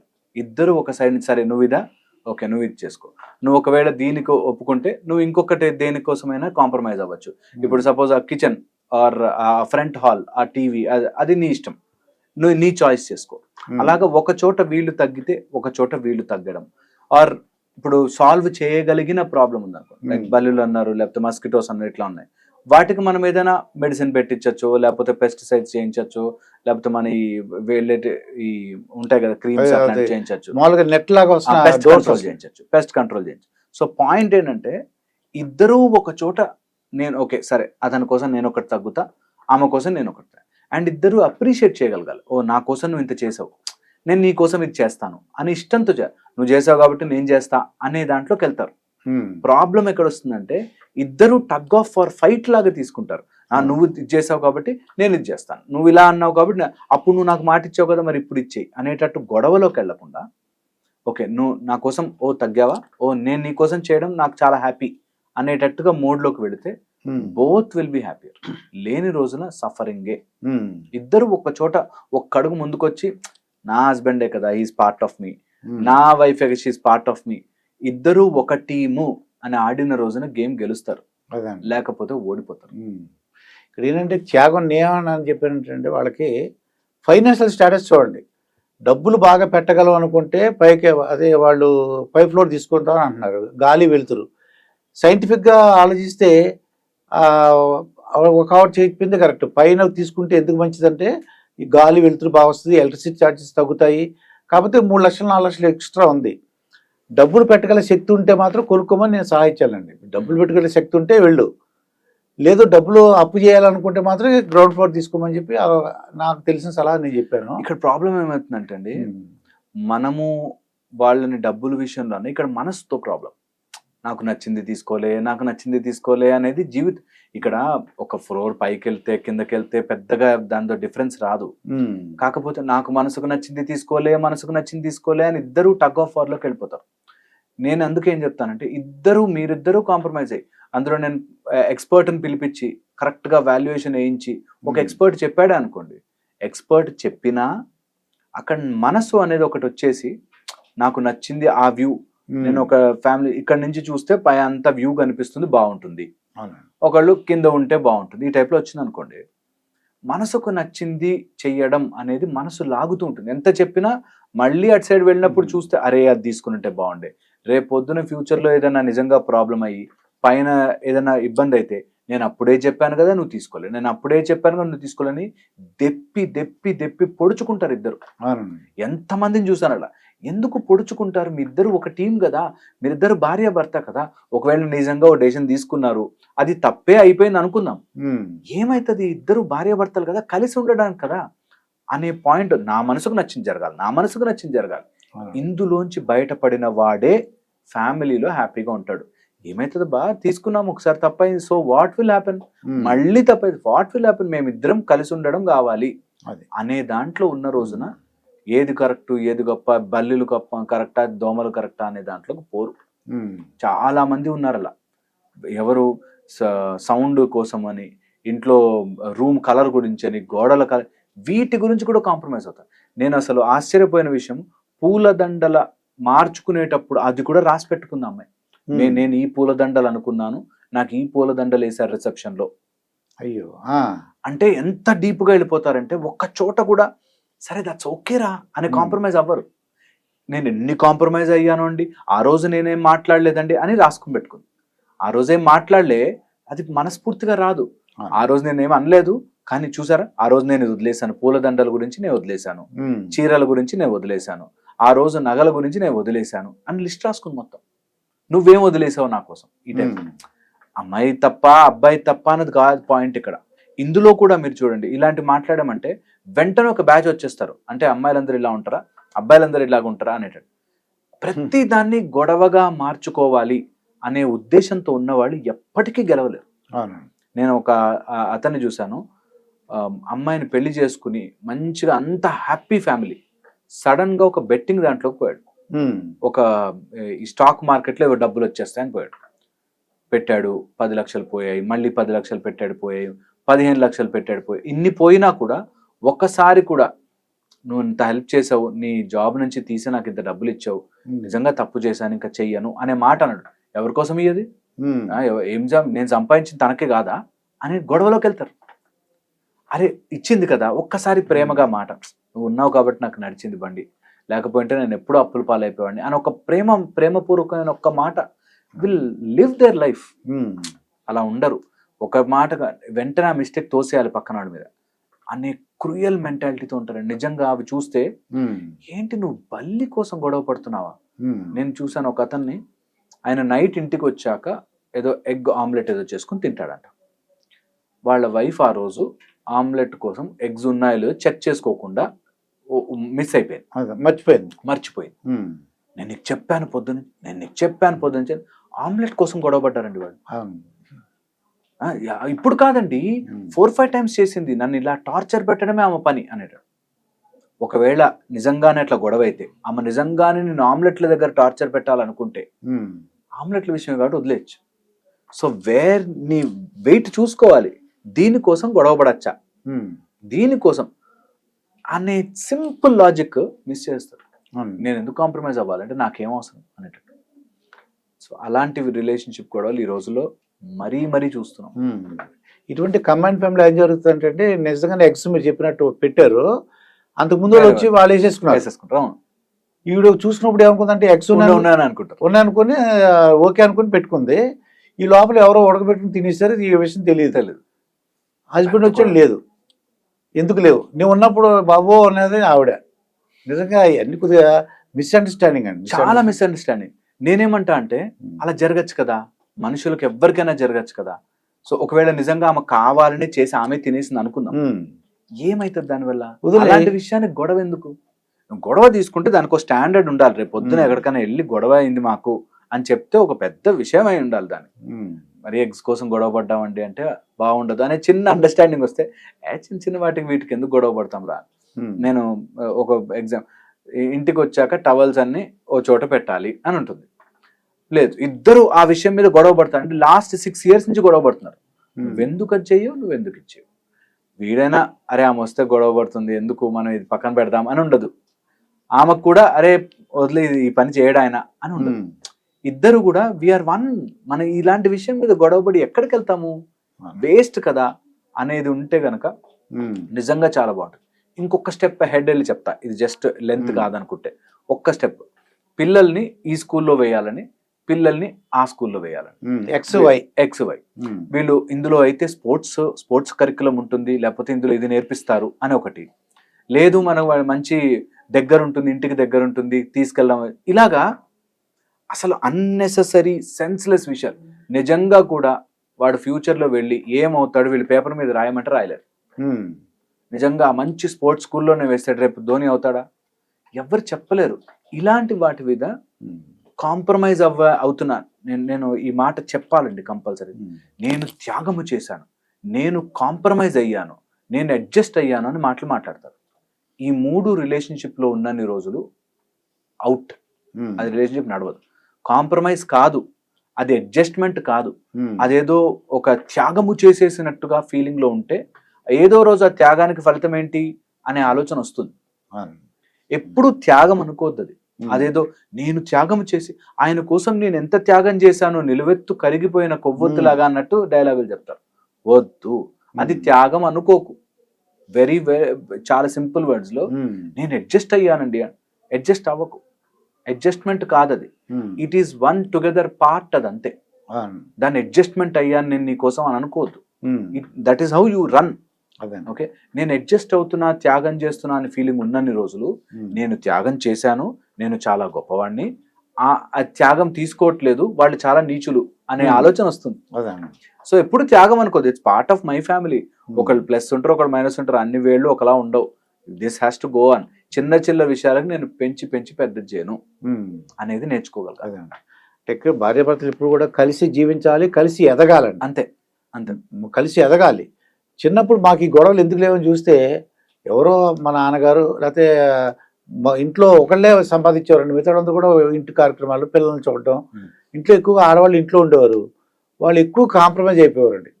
ఈయన ఇంతే, మా ఆయన ఇంతే అని చెప్పేసి వాళ్ళకు అర్థం చేసుకుని అడ్జస్ట్ అయిపోయేవారు. ఇప్పుడు ఇద్దరు కూడా డబ్బులు వస్తున్నాయి, అది మెయిన్ రీజన్ ఏంటంటే ఇద్దరు కూడా డబ్బులు సంపాదించుకుంటున్నారు. నేను ఆ సిస్టంలో అలాంటి మిస్టేక్స్ ఉన్నాయి. కొంతమంది పాస్ట్ జనరేషన్ వాళ్ళని చూశాను. వాళ్ళ ఇంట్లో వైఫ్ని అదేదో పని మనుషుల కంటే ఇంకా ఘోరంగా స్లేవ్స్ లాగా ట్రీట్ చేసిన వాళ్ళు ఉన్నారు. అలాంటి వాళ్ళు దుర్మార్గులు. వాళ్ళకి అసలు కొంచెం కించిత్ ఇంత కూడా వాళ్ళకి అయ్యో ఎలాంటి పని చేశానే అనేది ఉండదు. అలాంటి వాళ్ళ నుంచి నిజంగానే ఫైనాన్షియల్ ఇండిపెండెన్స్ రావాలి ప్రతి ఉమెన్కి. డబ్బు విషయంలో నేను ఒకరి దగ్గర పడుండాలి అనే సిచ్యువేషన్ ఎప్పుడు రాకూడదు. అట్ ద సేమ్ టైం అరే నన్ను నమ్మి వచ్చిన భార్య ఎంత బాగా చూసుకోవాలి. ఇప్పుడు తల్లిదండ్రులు అంటే సరే నాకు రక్తం నాకు వాళ్ళకి పుట్టాను నాకు ఇంపార్టెంట్. బ్రదర్ సిస్టర్ ఓకే, నన్ను నమ్మేసి వచ్చింది నేను ఎంత బాగా చూసుకోవాలి, ఎంత ప్రేమగా చూసుకోవాలి అనే ఇద్దరు దే షుడ్ కమ్ టుగెదర్. అప్పుడే లైఫ్ బాగుంటుంది. లేనన్ని రోజులు నేను సంపాదిస్తున్నా అని ఇద్దరు సంపాదించింది దేనికోసం. ఒకవేళ ఇద్దరు సంపాదించి నువ్వు గ్రేట్ అని నువ్వు ఒకళ్ళు ఒప్పుకున్నా ఇంకోడు ఓడిపోతే నువ్వు కూడా ఓడిపోయినట్టే. So they should those discussions. నేను మా ఫ్యామిలీస్ లో సింపుల్ రూల్, నేను గొప్ప అనే కాన్సెప్ట్ లోకి వెళ్ళొద్దు. అసలు ఎవరు కరెక్ట్ ఎవరు రాంగ్ అనే దాంట్లోకి వెళ్ళొద్దు. నిజంగా నువ్వు రాంగ్ అని ప్రూవ్ చేయగానే ఆ రోజు తల దించుకుని నుంచున్నా నెక్స్ట్ డే నువ్వు ఎప్పుడు రాంగ్ అవుతావా అని వెయిట్ చేస్తుంటారు. అది ఎప్పుడు వెళ్ళదు. వైఫ్ అండ్ హస్బెండ్ దాంట్లో గొప్ప తక్కువ అనేది రాకూడదు. నేను ఇంత సంపాదిస్తున్నా నీకంటే నాకు ఎక్కువ జీతం వచ్చింది అనే దాంట్లోకి వెళ్ళకూడదు. ఓకే, అండ్ కరెక్టా రాంగా నువ్వు ఇది చేసావు తప్పు కదా, నాకు అక్కడ వేడి నీళ్ళు పెట్టాలంటే ఉంది కదా, నువ్వు తప్పు కదా అనే తప్పు డిస్కషన్లో రైట్ రాంగ్ ఉండదు వైఫ్ అండ్ హస్బెండ్ మధ్యలో. చాలా సింపుల్. ఇంకొక కేటగిరీ ఉంటుంది, వాళ్ళు చీట్ చేస్తారు, మోసం చేస్తారు. అలాంటి వాళ్ళని ఆర్ నార్సిస్టిక్ కొడతారు, అబ్యూస్ చేస్తారు, వాళ్ళని గట్టిగా డీల్ చేయాలి. అలాంటి వాళ్ళని వదిలించుకోవడమే నయం. అలాంటి వాళ్ళని ఎంత త్వరగా వదిలించుకుంటే నయం. నార్సిసిస్టిక్ అయ్యి నీ ఫిజికల్ గా నేను అబ్యూస్ చేసి మెంటల్ గా అబ్యూస్ చేసే వాళ్ళని తప్పించుకోవాలి. మిగతా చిన్న ఉంటాయి చూసారా, వాటి గురించి అసలు రైట్ రాంగ్ అనే డిస్కషన్ లో పడద్దు. It should both complement each other. నేను ఎక్కువగా హరీష్ గారు నాకు తెలిసిన వాళ్ళందరూ చెప్తుంటాను, పాత విషయాలు ఎత్తకండి అని చెప్తా. నా పెళ్లిలో మొదలెడతారు. అవునవును, మీరు అన్నట్టు మీరు కూడా చెప్పారు. ఆ రోజు నేను దండలు కరెక్ట్. ఇప్పుడు దండలు ఏదో అయిపోయింది, ఇప్పుడు 10 ఏళ్ళు అయిపోయింది. ఇద్దరు పిల్లలు కూడా పుట్టేశారు. మళ్ళీ ఆ రోజు దండలు, ఆ రోజు మీ అమ్మ, ఆ రోజు మీ నాన్నగారు, మీరు అన్నట్టు మూడో వ్యక్తి ఉంటున్నారండి. ఖచ్చితంగా ఉంటారు. మూడో వ్యక్తి ఎవరో ఇన్ఫ్లుయెన్స్ చేస్తుంటారు. ఇంకా ఒక స్టెప్ ముందుకెళ్ళి చెప్తారు, నాలాంటి వాళ్ళ వీడియోలు కూడా వాళ్ళకి నచ్చినట్టుగా మేము చెప్పామనుకోండి, నా వీడియో చూపిస్తారు, ఇదిగో ఈయన కూడా ఇలాగ చెప్పారు సో నువ్వే తప్పు అని. నేనంటే అవి కూడా వద్దంట. నువ్వు ఏదో మోటివేషనల్ దాంట్లో ఏదో కొటేషన్ పడి ఏదో చెప్తామండి, చెప్పేసరికి ఇది మా హస్బెండ్ చూసావా ఇలా ఉన్నాడు అందుకని చెప్పి అని ఈ వీడియో చూపించి చూడు ఆయన చెప్పాడు మారు, ఇప్పుడు నువ్వు మారు, నువ్వే తప్పు నొప్పుకో, నువ్వు మారు, అందులో వెళ్ళకండి. ఇది చూడండి, చాగంటి కోటేశ్వరరావు గారు ఒకటి చెప్తారు మాట. నేను రీసెంట్ గా వీడియో చూసా. ఎవరైతే హస్బెండ్ వచ్చి చూపిస్తాడు వైఫ్ కి, నువ్వు ఎవరైతే హస్బెండ్ సరిగ్గా చూడ నరకానికి పోతారు అని చెప్పాడు ఆయన. అంతే, వెంటనే ఆవిడ తీసి ఈవిడ చూపించింది. అదే చాగంటి కోటేశ్వరరావు గారు, భార్యని ఎక్కడి నుంచి వచ్చింది చాలా ప్రేమగా చూసుకోవాలి కదా, వీడు అలా చూసుకోకపోతే వీడు నరకానికి పోతాడు అని ఉంది. ఇద్దరు నరకాలు. నిజం కూడా వాళ్ళకి నచ్చిన ఫీడ్ తీసుకుని అది దాన్ని వీళ్ళ మీద రుద్దాలని చూస్తారు, విచ్ ఇస్ రాంగ్. అందుకే థర్డ్ పర్సన్ మీ రిలేషన్షిప్ లోకి నాలాంటి వాడు వచ్చి నీ జీవితాన్ని కరెక్ట్ చేయాల్సిన అవసరం ఎప్పుడు రాకూడదు ఎవరికి. నేను పాత విషయాలు ఎత్తకూడదు. రెండోది ఎక్స్పెక్టేషన్స్ చూడకూడదు. నా భార్య నుంచి ఇది కావాలి, నా భర్త నుంచి ఇది కావాలని ఎక్స్పెక్టేషన్ పెట్టుకోకుండా ఉంటే బ్రహ్మాండంగా సాగుతుందని నాకు ఎక్స్పెక్టేషన్ పెట్టుకోవద్దు. ఒకటి, ఒకవేళ ఎక్స్పెక్టేషన్ ఉంటే చెప్పడం రావాలి. ఆ మాత్రం అర్థం చేసుకోలేరా, నీకు ఆ మాత్రం తెలియదు, అవమానకరంగా చెప్పకూడదు. అసలు ఎప్పుడు కూడా అలా ఎక్స్పెక్టేషన్ చెప్పగలగడం రావాలి. దట్ నాకు ఇది అనుకుంటున్నాను, నాకు ఇది ఇష్టం, నువ్వు చేయగలితే అనేది గనక మనం చెప్పగలితే నిజంగా ప్రేమతో you can win so many things. అది ప్రేమతో ఉండదు, ఖచ్చితంగా పొడిచినట్టు గుచ్చినట్టు మాట్లాడతారు కొంతమంది. ఇంకా అది ఎప్పటికీ తేలదు. ఇప్పుడు మాకు ఎంత వయసు వచ్చిన ఎక్స్పీరియన్స్తో మాకన్నా తక్కువ వాళ్ళు కానీ మా దగ్గర పనిచేసే వాళ్ళ దగ్గర ఎలా అన్నా కొద్దిగా కోపం వచ్చేస్తాను, కోపం ప్రదర్శిస్తా. వాళ్ళు ఏం తప్పు చేశారు అనుకోండి, అదే తప్పు నా పై ఆఫీసరో ఒక ఇన్కమ్ ట్యాక్స్ లేకపోతే ఒక డీ అనుకోండి, మన నోరు అదే అంతే. ఇప్పుడు ఒక పని చేయలేదు, పని చేసిన వెంటనే ఎన్నిసార్లు చెప్పాలి అరిచేస్తున్నా. అదే వాళ్ళకి చెప్ప అదే నా పై ఆఫీసర్ సంతకం పెట్టాలి ఫైల్ మీద, రేపు 2 అన్నాడు మళ్ళీ పెట్టలా, మళ్ళీ రమ్మన్నాడు 4-5 సార్లు. అయినా నోరు మూసుకుని ఉంటాం అంతే. ఏంటంటారు అది అంటే కోపం ఎప్పుడు కూడా మన కోపం ఆప్షనల్. కోపం అంటే ఆప్షనల్ ఎప్పుడు మన కోపము. అంటే ఆ కోపాన్ని ఒకసారి అక్కడేమో ప్రదర్శించా, ఇక్కడేమో ఉన్నాను. ఆ కోపం తగ్గించుకోవడం కానీ లేదా అసలు ఏంటి కోపంలో ఉన్నటువంటి ఆ గుణాన్ని ఎలా తగ్గించుకోవాలి, దానివల్ల ఆరోగ్య సమస్యలు వస్తాయని చెప్తున్నారు. కోపం అంటే విషం అండి, డైరెక్ట్ విషం. మనం విషం తాగినట్టే మన కోపం వస్తాయి. పాయిజన్ స్లో పాయిజన్ అవ్వచ్చు లేదా ఏదైనా అవ్వచ్చు. పాయిజన్ ఒళ్ళు మొత్తం అదైపోతుంది, స్పాయిల్ అయిపోతుంది. సో కోపం ఎవరికైనా సరే ఇప్పుడు జరుగుతున్న సిచ్యువేషన్ నాకు నచ్చినట్టుగా జరగట్లేదు అనే వాళ్ళు కోపం వస్తుంది. ఈ సృష్టి నీకు నచ్చినట్టుగా తిరగట్లే, గాలి నువ్వు నచ్చినట్టుగా వెళ్ళట్లే, నీరు నీకు నచ్చినట్టుగా రావట్లే, అన్నీ కూడా వాటంతట ఆ పనులు అవి చేసుకున్నాయి. నువ్వు మధ్యలో వేలు పెట్టి నువ్వు ఇలా ఉండాలి అనుకునే దగ్గరే సమస్య ఒకటి. రెండోది కోపం ఎప్పుడొచ్చినా సరే, ఎమోషనల్ అప్సర్జ్, అందులో కోపం ఎప్పుడొచ్చినా సరే 2 విషయాల మీద మేజర్గా కోపం వస్తుంది. ఒకటి వాళ్ళ ఇన్సెక్యూరిటీ, ఓకే.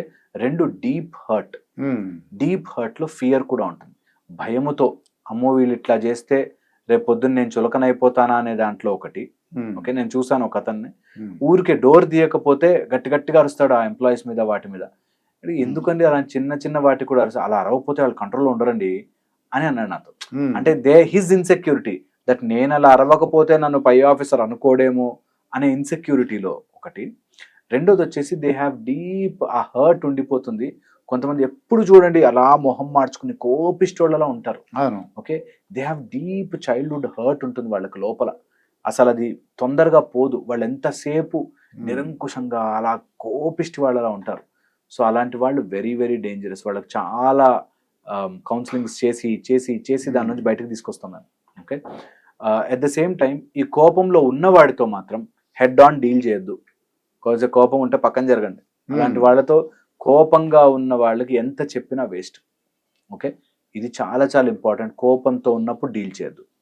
కోపము లేని సమయము చూసి మళ్ళీ ఆ కోపం తెప్పించే మాటలు కాకుండా సింపుల్గా చెప్పే ప్రయత్నము చేయాలి. Okay, third the most important, ప్రతి వాడు ఎవరికైతే కోపం వస్తుందో వాళ్ళ లోపల ఒక పాము ఉంది అని గుర్తు చేసుకోవాలి. ఆ పాము బుస్సుమని బుస కొట్టినప్పుడు ఆ పాము తల మీద మెల్లగా కొట్టి బుట్టలోకి ఎక్కించినట్టు ఆ కోపాన్ని బ్రీదింగ్ తో కొట్టాలి. వెన్ ఎవర్ యూ హ్యావ్ కోపం వచ్చింది మెల్లిగా బ్రీత్ చేయాలి, స్లో బ్రీత్. నీ ఊపిరి శబ్దం నీకే వినిపించినంతగా, నువ్వు పీలుస్తున్నావో లేదో అని తెలియనంతగా డీప్ బ్రీదింగ్. కోపం వచ్చిన వాళ్ళు ఇది చేయగలిగితే చాలా చాలా పవర్ఫుల్ గా పనిచేస్తుంది. అండ్ టర్న్ యువర్ కోపం ఇంటూ హ్యూమర్. కోపాన్ని నెమ్మదిగా జోక్ గాను కామెడీ గాను మార్చుకునే ప్రయత్నం చేయండి. దట్ వే నీ లోపల విషయం అవ్వదు, నీ విషయం 10 మందికి చిమ్మి నిన్ను బ్యాడ్ గా మార్చుకోదు. అవునండి, ఇప్పుడు గురవారెడ్డి గారితో ఇంటర్వ్యూ చేశారు అనమాట. ఆయన ఫుల్ జోక్స్ అనమాట. మామూలుగా అయితే 1 hour అడిగాం అనుకోండి, ఇది అదే 45 minutes లో కంప్లీట్ చేయాలని అన్నారు అనుకోండి. అది ఎన్నిసార్లు కొద్దిగా ఇవ్వండి సార్ అన్నా అనుకోండి, ఏం బాబు నేను మరి నా పని చేసుకునేవా, పాము వచ్చిన మనసులో ఆయనకి. నేను 1 hour తీసుకుని 45 minutes అయిపోయింది, ఇంక వెళ్ళిపోవాలి, ఆయన కోపంగా ఉన్నారు అనుకోండి. ఆ కోపం అసలు ప్రదర్శించలా. నా నెక్స్ట్ పని నేను చేసుకోవద్దా, నేను బ్రేక్ఫాస్ట్ చేయాలి, చేయమంటావా వద్దంటావా అనగానే అక్కడ నాకే అసలు ఆపేయండి సార్ అన్నా. అలాగే మీరు అన్నట్టు హ్యూమరస్ గా మార్చుకోవాలి దాన్ని. అండ్ ఒక మనిషి ఎవరైనా సరే సృష్టిలో నీకు opposite, okay, you should never talk like an animal. ఆలోచించే మాట్లాడాలి. ఇప్పుడు నేను ఒక రోడ్ మీదకి వెళ్ళాను, కారు వెళ్తుంటే వెనకాల కుక్క పడింది అనుకో, కుక్కకి మనం చెప్పలేము, కానీ ఒక మనిషికి నీకు అలా కోపం రాకూడదురా అని చెప్పచ్చు. మనము జంతువా మనిషా అని డిఫరెన్స్ దాని నుంచి తెలుస్తుంది. సర్వమని నాకు కోపం వచ్చింది, ఓకే, కోపం రాగానే ఆలోచించే శక్తి నా ఒక్కడికే ఉంది, జంతువులకి లేదు. సో అలా కోపం వచ్చినప్పుడు I should not do this. నేను అరవడంత మాత్రాన వాడు అయ్యో మీరు అరిచారా ఎంత తప్పైపోయింది అని ఎవ్వరూ మారరు. వీడు అరిచాడు, నాకు టైం వస్తాం నేను కూడా అరవాలి అని అనుకుంటాడు. ఇది నిజం అండి. ఎప్పుడు కూడా కోపంగా ఉన్నవాడు నువ్వు అరవనంత మాత్రాన అప్పుడు యాక్ట్ చేస్తాడేమో వాడు అవసరానికి. నీకంటే తక్కువ స్థాయిలో ఉన్నవాడు అంటే పాపం వాడికి సిచ్యువేషన్ డబ్బు లేక ఆ డబ్బు అవసరం కాబట్టి నేను మాటలు వింటున్నాడు. నిజంగా అవసరం తీరిన రోజున నువ్వెవరివి అనేటట్టుకు వచ్చేస్తాను. అందుకే ప్రతి మనిషిని మంచిగానే ఎలాంటి వాడైనా సరే, అది నిజంగా కూడా కరుడు గట్టిన నేరస్తుడైనా సరే కోపంతో డీల్ చేయదు. శాంతించుకుని ముందు ఏంటి పరిస్థితి అని తెలుసుకుని మనం డీల్ చేయడం. ఫర్మ్ ఉండాలి. నీకు అదే. నిజంగా ఏదైనా తప్పు జరుగుతుందే స్ట్రిక్ట్ ఉండొచ్చు, బట్ కోపం ఉండకూడదు. అదే. రెండు డిఫరెంట్. స్ట్రిక్ట్ వేరు, కోపం వేరు. అబ్సల్యూట్లీ. ఇప్పుడు చేయవలసిన పని చేయమని అడుగుతున్నారు, అంతే. అది స్ట్రిక్ట్, అది స్ట్రిక్ట్ అంతే. దాని కోపం తెచ్చుకోవడం, ఊగిపోవడం, బూతులు తిట్టడం, ఇది షుడ్ నెవర్ హ్యాపెన్. చాలా మంది కుటుంబ సభ్యులు ఎలా ఉంటుందంటే అండి హరీష్ గారు, ఈ వాళ్ళు ఆ కుటుంబ పెద్ద ఎప్పుడు అవతల ఏం తప్పులు చేస్తుంటారా అని చూసేసి ప్రతిదీ నువ్వు తప్పు చేసావు, తప్పు చేసే తప్పు చెప్తుంటారు. మిగతా వాళ్ళు ఆయన తప్పు చేశాడని చెప్పాడు అనుకో, ఇంకంతే. ఇక అంతే ఆడకు ఉంటుంది. అంటే ఆయన నువ్వు నాకు చెప్తావా, ఆ ఛాన్స్ ఆఫ్ ఆ హ్యూమిలియేషన్ ఎప్పుడు ఉంటుంది. అందుకే మనం ఊరికే అనవసరంగా కోప్పడ్డాక మన వెనక వెళ్ళి నవ్వుకున్నా మనం ఆల్మోస్ట్ అయిపోయినట్టే. మన జీవితం వేస్ట్. మనకంటే మా పొజిషన్లో, అట్లీస్ట్ చైర్ పొజిషన్లో మనం హయ్యర్ స్థాయిలో ఉండి మనకంటే తక్కువ ఉన్నవాడు మనని నవ్వుకునే స్థితిలో ఉన్నామంటే మన ఆ చైర్కి అన్యాయం చేసినట్టు, మన పొజిషన్కి అన్యాయం చేసినట్టు. ఎంత హై పొజిషన్కి వెళ్తామో అంత మందిని అర్థం చేసుకునే విచక్షణ ఉండాలి. దట్ నేను చిల్లరగా అరిచి చెయ్యకూడదు అని. నాకు చాలా మంది అడుగుతారండి, మీరు చెప్పడం ఈజీ సార్, అక్కడ వాళ్ళు చేసే పనులు చూస్తే అసలు ఒళ్ళు మండిపోతుంది అన్న. ఒళ్ళు ఎవరిది మండుతుంది? నీదే.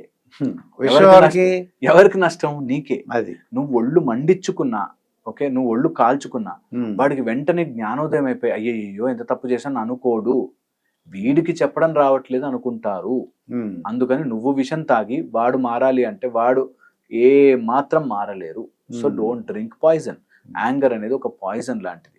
కొంతమందికి యాంగర్ డీప్ హర్ట్ నుంచి వస్తుంది. ఎప్పుడెప్పుడవో విషయాలు గుర్తు చేసుకుని ఇలాంటి వాళ్ళని నేను చూసానండి. ఈ కులం వాళ్ళంతా ఇంతే, ఈ మతం వాళ్ళంతా ఇంతే అనే హర్ట్ పెట్టుకుంటారు. అరే అందరు అలా ఉండర్రా, అందరిలాగే మనుషులు. నువ్వు చూడగానే నీకు బుస్సుమన పాము లేస్తోంది అంటే there is some deep animalistic hurt. దాని నుంచి బయటకు రావాలి. మేము ఎంత ట్రై చేస్తామో, ఇది మేము మెడిటేషన్స్లో నేర్పించినప్పుడు, ఇవి చెప్పినప్పుడు హర్ట్ పోదు. అన్నీ ఓకే గానీ హరీష్ గారు అని ఆపేస్తారు వాళ్ళు. They will not let me allow. నేను అసలు నా శక్తిని వాళ్ళ లోపలికి వెళ్ళనివ్వరు, ఆపేస్తారు. దట్ మీరు చెప్పింది ఓకే కానీ, అలా ఉంటే ఓకే కానీ ముందు ఒప్పుకోలేరు. అందుకని నేను ఎప్పుడు చెప్తుంటా మాట, నీకు కోపం వస్తే నష్టపోయేది నువ్వే. నీకు తెలివి లేకపోతే నువ్వు కోపంతో డీల్ చేస్తావు. తెలివి ఉంటే వాడు వెంటనే నెక్స్ట్ డే బాబు వెళ్ళమ్మా నేను ఇంకోటి పెట్టుకుంటా అనుకోవచ్చు, అరిచి అరిచి చేసే కంటే. So that is very very important. ఇప్పుడు అరవడం వల్ల ఆరోగ్య సమస్యలు అతనికి వస్తాయి, అంతే. నష్టపోయేది అతనే, అంతే. అబ్సల్యూట్లీ. ఇది 100%. అరిచి అరిచి అరిచి కోపడ్డవాడు ఎప్పుడు ఆనందంగా ఉన్నాడు. పోనీ నువ్వు 90 ఏళ్ళు బ్రతికినా, ఆరోగ్యం నువ్వు రోజు బతకట్లేదు, ఎప్పుడు కోపంగా ఉంటూ విషం విషం పెంచుకుంటాం, వేస్ట్. ఒక చిన్న టెక్నిక్ ఒకటి కావాలి హరీష్ స్వామి. ఎలా అంటే, నేను నా మనసులో ఉన్న కోరిక అవతల వాళ్ళు చేయగలరు, కానీ అవతల వాళ్ళు ఒప్పించాలి. అంటే ఇది కుటుంబ సభ్యులు అందరూ కూడా పనిచేస్తారు అన్నమాట. అందుకు అడుగుతున్నాను, మనం అనుకున్న కోరిక మంచిదైతే అవతల వాళ్ళని ఎలా అంటే చెప్పే టెక్నిక్స్ ఏమైనా ఉన్నాయంటారా? చాలా ఉన్నాయి, మస్తు చెప్తాను మీకు చాలా యూజ్ అవుతుంది కూడా. అవును. ఫస్ట్ థింగ్, ఫార్మోస్ట్ థింగ్, పొగడతా, అప్రిషియేట్. చెప్పి పొగిడినా కూడా, నేను ఇప్పుడు నేను అరగంట పొగుడతాను అని చెప్పి పొగిడినా కూడా మైండ్ నమ్మేస్తుంది. చెప్పి పొగిడినా, నేను ఇప్పుడు పొగుడుతున్నా నిన్ను ఓకే అని చెప్పి పొగిడినా మైండ్ నమ్ముతుంది. సో చెప్పకపోయినా సరే ఫస్ట్ మీకు ఎవరైనా పని చేయించుకోవాలి, వారి పని మనం మంచి పని అవ్వాలి అంటే ముందు అప్రిషియేట్ వాట్ దే డూ. కించపరుస్తూ తప్పులేరుతూ ఎప్పుడు చేయకండి. ఫస్ట్ అప్రిషియేట్, అరే చాలా బాగా చేసావు, but can you do this, can you do that అనేది ఒకటి. Appreciation will always help you. 1. Second వచ్చేసి, ఏ పనైనా వాళ్ళ స్థాయిని బట్టి చెప్పాలి. ఓకే, నేను ఒక పేరెంట్ని చూశాను, వాడు చెయ్యలేడు, చదవలేడు, అది అయినా బలవంతంగా నువ్వు చదువురా అని రోజు మోటివేషన్. ఐఐటి స్థాయి కాదు, ఒక డాక్టర్ అయ్యే స్థాయి కాదు, అంత నాలెడ్జ్ లేదు. కానీ వీళ్ళు ఏంటంటే అలా చెప్పి మార్చేయచ్చు. అవసరం లేదండి అని చెప్తున్న వాడు కాదు, అవసరం ఇంట్రెస్ట్ లేదు వాడికి, ఎంత మనం రుద్దినా అవ్వదు అని చెప్పినా వినరు. సో వాడి స్థాయిని బట్టి మనం అడగాలి. మన మనసులో ఉన్న వాళ్ళు చెయ్యగలరని మనం అనుకున్నా వాళ్ళ స్థాయి అది ఉందో లేదో మనం చెక్ చేసుకోవాలి. సో బ్రేక్ డౌన్, మనకు కావాల్సిన బ్రేక్ డౌన్. థర్డ్ వచ్చేసి, never give any big expectation ఇవ్వకూడదు. అందుకే ముక్కలుగా తీసుకోవాలి. ఇది చేయి. మాకు ఒక టీచర్ ఉండేవారు, తను ఇంపార్టెంట్ క్వశ్చన్స్ రా అని మార్క్ చేసి ఇచ్చేవాడు. ఒక 10 ఉన్నాయి అనుకోండి, 1, 7, 9 ఇవి ఇంపార్టెంట్ రా అనేవారు.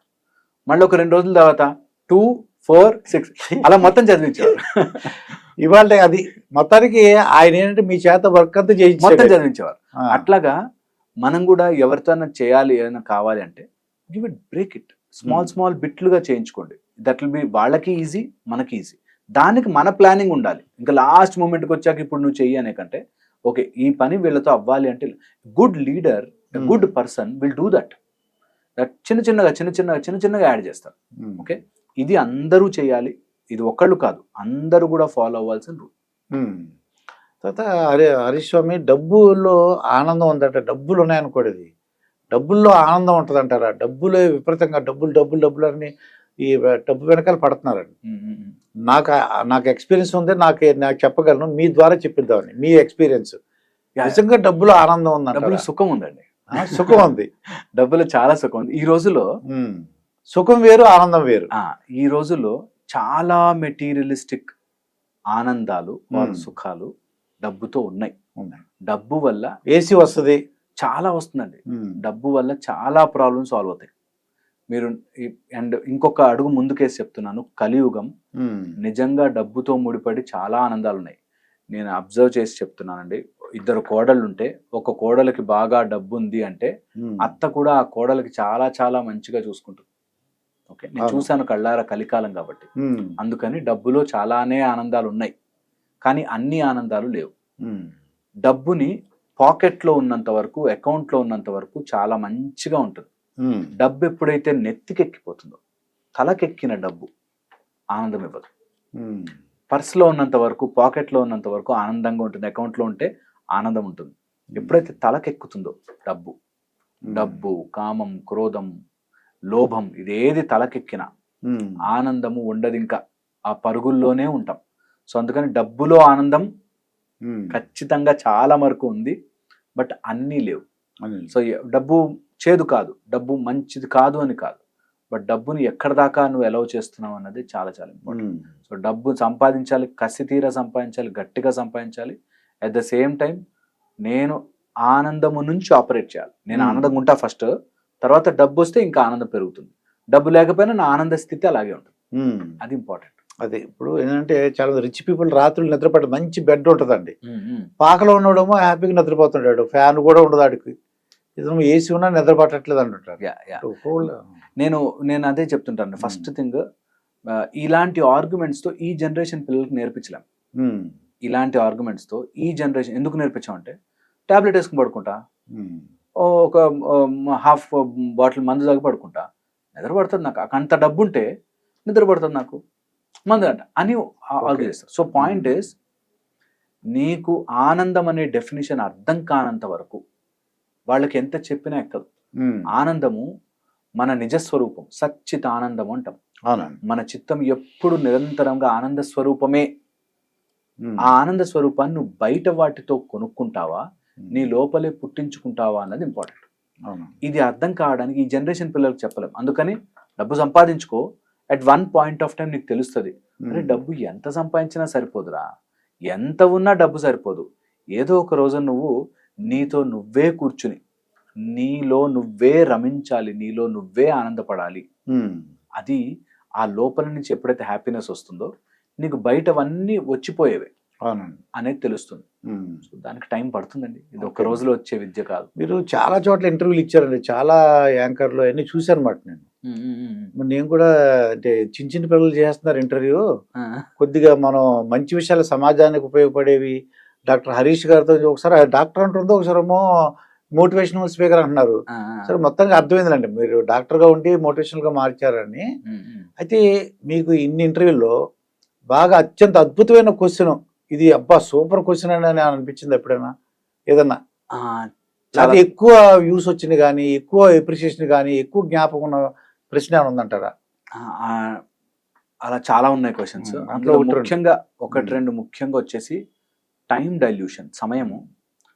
మన జీవితంలో సమయాన్ని తీసేస్తే ఎలా ఉంటుంది అనేది ఒకటి. తర్వాత వచ్చేసి నేను సూర్య ఉపాసనలో మేము 23 ఏళ్ళ నుంచి ఉన్నాం. సూర్యుడి యొక్క శక్తుల గురించి, ఉపాసన గురించి, అవి రెండు బ్యూటిఫుల్ సబ్జెక్ట్స్. నేను వాటి గురించి బోలెడు చెప్పాను. ఎంత బాగుంటుందో, అన్ని జీవ రాశులు సూర్యుడిని వాడుకుంటాయి, మనమేమో విటమిన్ డి డెఫిషియన్సీతో బాధపడుతున్నాం. సో సూర్యుడిని మంచిగా మనము సూర్య భగవానుడిని గనక మన లైఫ్లోకి తెచ్చుకుంటే ఆ 2 క్వశ్చన్స్ నాకు చాలా చాలా నిజంగా ఐ థింక్ అది ఇంకా ఇంకా అందరూ చూడాలి, అందరూ ఇంకా చాలా బాగా దాన్ని ఆస్వాదించాలి అని నేర్చుకోవాలి. అంటే సూర్య భగవాన్ గురించి చెప్పారన్నది, సూర్య భగవాన్ గురించి చెప్పాను. అంటే ఇండైరెక్ట్ గా పొద్దున్నే లేచి కొంతమంది ఇలా దేవుడు సూర్య నమస్కారం చేస్తారు ఏంటా అనుకున్నాను నేను, కానీ ఇండైరెక్ట్ గా అది విటమిన్ డి అని తర్వాత మనకు సైంటిఫిక్ గా తెలిసింది. ఒక పద్ధతిలో కొంచెం ఇప్పుడు 10-10:30 తర్వాత చేసేది ఎక్సర్సైజ్ చేసుకునే వాళ్ళకి స్ట్రెచ్చింగ్ గాను, యోగా ఆసనాలు గాను, లేకపోతే మీరు అన్నట్టుగా వ్యాయామంకి విటమిన్ డి కానీ అట్లా ఒక పద్ధతి అయితే, నిజంగా సౌర శక్తి సూర్య భగవానుడి యొక్క శక్తిని నిజంగా అర్థం చేసుకుంటే మనకి తెలియని రాని విద్య ఉండదు. అందుకని సూర్య భగవానుడి యొక్క అండ్ ప్రత్యక్ష దైవం, ఇంక ఏ దేవుడు ప్రూఫ్ తో పనిలే, ప్రత్యక్ష దైవం ఆత్మసాక్షి సూర్య భగవాన్ ఆయన. అందుకని ఎవ్వరు లేచినా సరే ఆయనకి ఇష్టమైన నమస్కారం, ఊరికి వెళ్తూ నమస్కారం పెట్టి వెళ్ళండి, ఆ రోజు బాగా జరుగుతుంది, మంచి జరుగుతుంది. నిజంగా కూడా మనస్ఫూర్తిగా దట్ నువ్వు నాకు లైట్ ఇచ్చావు నా లైఫ్లో, నా లోపల వెలుగుతున్న హృదయంలో ఉన్న నువ్వే సూర్యుడివి అనేది కనుక తెలిస్తే I think everything will be beautiful. So కంపల్సరీగా అందరూ ఒక్కసారైనా సూర్య భగవాన్ దండం పెట్టుకోవాలి. ఇంకోటి బాగా అద్భుతం అన్నారు నాకు తెలిసి, ఇలాంటి స్పిరిచువల్ వాటిలో టైం ఒకటి, సమయాన్ని ఎప్పుడైతే మనం జరుపుతామో ఈ రోజుల్లో అన్ని ప్రాబ్లమ్స్ కి సొల్యూషన్ దొరుకుతుంది. సో టైంని ఎలా దాటచ్చు, ఈ టైం అనే ఇల్యూజన్ ఎలా దాటచ్చు. నాకు కూడా అర్థం అవ్వలేదు, టైం అనేది ఒక అంచనా మాత్రమే, నిజంగా సమయం అనేది ఉండదు. ఓకే, ఇది బాగా అర్థం చేసుకోవాల్సిన సమయం అనేది ఏది ఉండదు. నా దగ్గరకు వచ్చిన పిల్లలు, సార్ ఈ ఇయర్ నేను పాస్ కాకపోతే నా లైఫ్ ఏమైపోతుందో సార్ నేను అసలు అన్నాడు. నేను చెప్తాను, నువ్వు ఐఏఎస్ అవ్వాలనుకున్నావు అనుకో, ఐఏఎస్ అవ్వాలనుకున్నావు, 2025 కల్లా ఐఏఎస్ అవ్వాలనుకుంటేనే కష్టం. ఐఏఎస్ అనుకో, ఈ టైం నిర్దిష్ట టైం మాత్రం అనుకోవద్దు. టైం అనేది నన్ను రెస్ట్రిక్ట్ చేసేస్తుంది. ఒక బాల్లో 6 రన్లు కొట్టాలంటే స్ట్రెస్, 100 బాళ్ళు నేను 1 రన్ కొడతాను అని అనుకున్న వాడికి స్ట్రెస్ ఉండదు. ఎవరైనా సరే ఈ స్ట్రెస్ అనే మహమ్మారి నుంచి బయటపడాలంటే సమయం అనేది తీసేయాలి. సమయం, పొద్దున వెళ్ళాలి, పరిగెట్టాలి. హార్ట్ ప్రాబ్లమ్స్ అన్నీ వచ్చే వాళ్ళకి, ఎవరైతే గడియారం చూసి పరిగెడుతున్నారో వాళ్ళకి హార్ట్ ప్రాబ్లమ్స్ వస్తాయి, స్ట్రెస్ పెరుగుతుంది. అమ్మో తొందరగా అయిపోవాలి, బాక్సులు సర్దేయాలి. ఇదంతా సమయము మనని మీద పెట్టే ప్రెషర్. ఒక అబ్బాయి వచ్చి 29 years అయిపోయిందండి, నా లైఫ్ లో నేను అన్ని కోల్పోయానండి, ఏమీ కాలేదండి. 29 అయింది, ఇంకా 71 సంవత్సరాలు ఉన్నాయి నీకు. ఓకే, సమయం అనేది తీసి పక్కన పడేసిన రోజున దట్ నేను డాక్టర్ అవుదాం అనుకున్నా, మార్కెట్ లో ఉన్న ప్రతి పుస్తకము చదువుతా, సైన్స్ కి డాక్టర్ కి సంబంధించిన ప్రతి పుస్తకం నా బుర్రలో పెట్టుకుంటా. నేను ఎందుకు అవ్వను డాక్టర్, నాకు ఆ పేపర్ రాకపోవచ్చు, degree paper, but I will become doctor అనేటట్టుగా ఎవరైతే ఆలోచిస్తారో, సమయం అనే ఫ్యాక్టర్ని తీసి, ఈసారి సిలబస్ చాలా ఎక్కువ ఉంది సార్ అంటాడు. సిలబస్ ఈసారితో సంబంధం లేదు, నేను ఆ పుస్తకాలని చదువుతా అంతే. ఆ క్లారిటీ ఉన్నవాడు ఆటోమేటిక్గా సమయం అనే గొడవలో పడ్డు. చాలా మంది స్టూడెంట్స్ ఇప్పుడు 2 daysలో చదివేస్తాను, ఓవర్ నైట్ చదివేస్తాను అందరూ. నాకు ఓవర్ నైట్ చదువుతామా, రేపు పొద్దున్న నేను ఈ ఇయర్ రాయ ఎగ్జామ్, నెక్స్ట్ నాకు ముందు సబ్జెక్ట్ నాకు రావాలి అనే ఇంట్రెస్ట్ ఉన్నవాడు ఏ రోజైనా గొప్పగా అవుతాడు. సమయం నిజంగా మీకు రియల్ లైఫ్ ఎగ్జాంపుల్ చెప్తాను. ఈ రేపు పొద్దున ఇక్కడ ల్యాండ్ కొన్నారు, రేపు పొద్దునే పెరిగిపోదు సమయం. నీకు టైం అలా ఎప్పుడు రేపు పెరుగుతుందా అన్న రోజు పెరగదు, దాన్ని ఆ సమయాన్ని వదిలేస్తే పెరుగుతుంది. ఇది మాయండి. టైంని వదలడం నేర్చుకున్నవాడు నిజంగా గెలుస్తాడు. అదే, అందుకని ఈ పాయింట్ అందరూ తెలుసుకోవాలి. ఈ రోజు నుంచి గడియారం చూసి పరుగులు తీయను, ఈ సమయం అనే దాన్ని పక్కన పెట్టేస్తాను. నేను నా రిలేషన్షిప్ మీద వర్కౌట్ చేస్తానా, రేపు నెక్స్ట్ ఇయర్ కల్లా నేను బాగుపడిపోతే, ఎప్పటికైనా నేను బాగుపడేదాకా నేను ప్రయత్నం చేస్తూనే ఉంటాను. ఇది నిజమండి. ఇది సమయం, టైం అనే ఒక ఫ్యాక్టర్, ఇల్యూజన్ ని దాటిన వాడు, కాలాతీతుడైన వాడు భగవంతుడుగా మారతాడు. ఇది అవమానం, చాలా మంది అవమానాలు అవకాశాలుగా మార్చుకుంటారండి. దాంట్లో నేను కూడా మార్చుకున్నాను. నిజంగా ఒక అవమాన స్థితిలోంచి మనం ఎందుకు అంటే, నేను తప్ప నీ దిక్కు ఎవరు లేరు ఒకళ్ళు అన్నారు అనుకోండి, లేదు నాకు చాలా ఛాన్సులు ఉన్నాయని మనం ప్రూవ్ చేసుకోగలం. అలాగా అవమానాల నుంచి అంటే అవమానాన్ని అవకాశంగా ఎలా మార్చుకోవాలంటారు? ఫస్ట్ వచ్చేసి అవమానం ఏమి మనము అర్థం చేసుకోవాల్సింది, మనమే మన ఇమేజ్ పెట్టుకుని ఆ ఇమేజ్ వాడి మైండ్ లో ఫిక్స్ చేసి వాడు నన్ను గౌరవించట్లేదని మనమే బాధపడిపోతుంటాం. అవును, గౌరవించట్లేదు, అవమానపరుస్తున్నారు, బాధపడతాం. అసలు ఫస్ట్ ఆ ఇమేజ్ డైల్యూట్ చేశారు. నన్ను ఎవడో రోడ్డు మీద వెళ్ళిన వాడు నన్ను పొగడాల్సిన పనిలే, వాడు తిట్టినవన్నీ నిజమైపోవాల్సిన పని లేదు. నన్ను ఎవడన్నా బట్టతలోడా అన్నాడు అనుకోండి, బట్టతల లేదు కదా, ఎందుకు బాధపడాలి? నిజంగానే బట్టతలు ఉందనుకోండి, ఉంది కదా, ఎందుకు బాధపడాలి? అవును, ఉంది కదా. ఒకవేళ ఎవరైనా చేతగాని వాడా అన్నారు అనుకోండి, ఓకే, నిజంగా చేతగాని వాడినేమో అన్నాడు, కాదనుకో ప్రూవ్ చేసుకుంటాము అంతే. ఇక్కడ అవమానం నన్ను ఎంత మాట అన్నాడు వాడు అనే పాయింటే లేదు. గొప్ప గొప్ప వాళ్ళందరూ కూడా ఫస్ట్ నేర్చుకునేది వాళ్ళు ఇదే, ఎవడో ఏదో అన్నాడని నేను ఆగిపోను, ఎవడో ఏదో అవమానించాడు అసలు దాని గురించి ఆలోచించి వాడికి బుద్ధి చెప్తాననే స్టేజ్లో ఉన్నాడంటే వాడు ఇంకా మూర్ఖత్వంలో ఉన్నాడు. వేస్ట్, దాని గురించి పక్కన పెట్టేయడమే. ఒకరోజు నేను మంచి నీట్గా రెడీ అయ్యానండి, మంచి సూపర్గా రెడీ అయ్యి బండి బయటకు తీశాను. తీయగానే నాకు ఎదురుగుండా నా గేట్ దగ్గర ఒక కుక్క వచ్చి మోకాళ్ళ మీద కూర్చొని అరవడానికి స్టార్ట్ చేసింది. నేను ఇంత బాగానే ఉన్నాను కదా, నేను అంత మంచిగానే ఉన్నాను కదా, అది దాన్ని ఏం అనలే కదా, అయినా ఎందుకు అరుస్తోంది అంటే ఒక జంతువులాగే బిహేవ్ చేస్తుంది. ఒక దుర్మార్గుడు దుర్మార్గంగానే బిహేవ్ చేస్తాడు, వాడి దగ్గర నుంచి మంచి ఎక్స్పెక్టే చేయకూడదు. ఒక డస్ట్బిన్ నుంచి డస్ట్బిన్ వాసనే వస్తుంది, పూల వాసన రాదు. అలాగే ఎవడో నన్ను గుర్తించి నన్ను అవమానించకుండా నువ్వు గొప్పోడివిరా అనుకోవాలి అనే దాంట్లో అంటే మన ఎంత సంకుచిత భావన. అందుకని దాన్ని తీసి పక్కన పెట్టి అవమానం అనేది ఒకటి ఉందని, దాన్ని నేను దాటాలని అని అనుకున్న రోజులు ఆగిపోతాం. దెర్ ఇస్ నథింగ్ అవమానం. నీకు అది వాడు అన్నాడు, నీకు అవ్వలేదు, నెక్స్ట్ స్టెప్కి వెళ్ళిపోయావు, అంతే, ముందుకు వెళ్ళిపోవాలి అంతే. అంతే. అసలు అవమానించారు, నన్ను ఎంతమంది లాగి నేను దాటి బయటకు వచ్చా, ఇవన్నీ ఏదో సినిమాటిక్ గా ఉంటాయండి, చాలా సినిమాటిక్ గా. నేను ఆ రోజు వాడు అన్నాడు, దాని తర్వాత గెలిచాను, ఛాలెంజ్, అంత లేదు సినిమా లైఫ్ లో. నీకు వాడి తర్వాత అన్నవాడు గుర్తు కూడా పెట్టుకోడు. అన్నవాడు నువ్వు నిజంగా గెలిచావురా అంటే, గెలిచావా, నువ్వు ఎంత గొప్పవాడివి అని కూడా అండు, నేను లక్కులో గెలిచావులే పో అంటాడు. సో అలాంటి వాడిని ఇంప్రెస్ చేస్తూ కూర్చునే పని చేయకూడదు. అసలు టైం వేస్ట్, అసలు నిజంగా టైం వేస్ట్. ఒక అబ్బాయి మంచి డాక్టర్ అండి, వాడిని ఎవరో వెళ్తూ ఏదో మాటల్లో ఐఏఎస్ బాగుంటుంది, అది బాగుంటుంది అంటే, డాక్టర్లు ఈజీయే బాస్, ఐఏఎస్ అవ్వడమే చాలా కష్టం అన్నాడంట. అంటే నువ్వు నేను చేస్తాను అంటే నువ్వు చేయలేవు పో అన్నాడంట.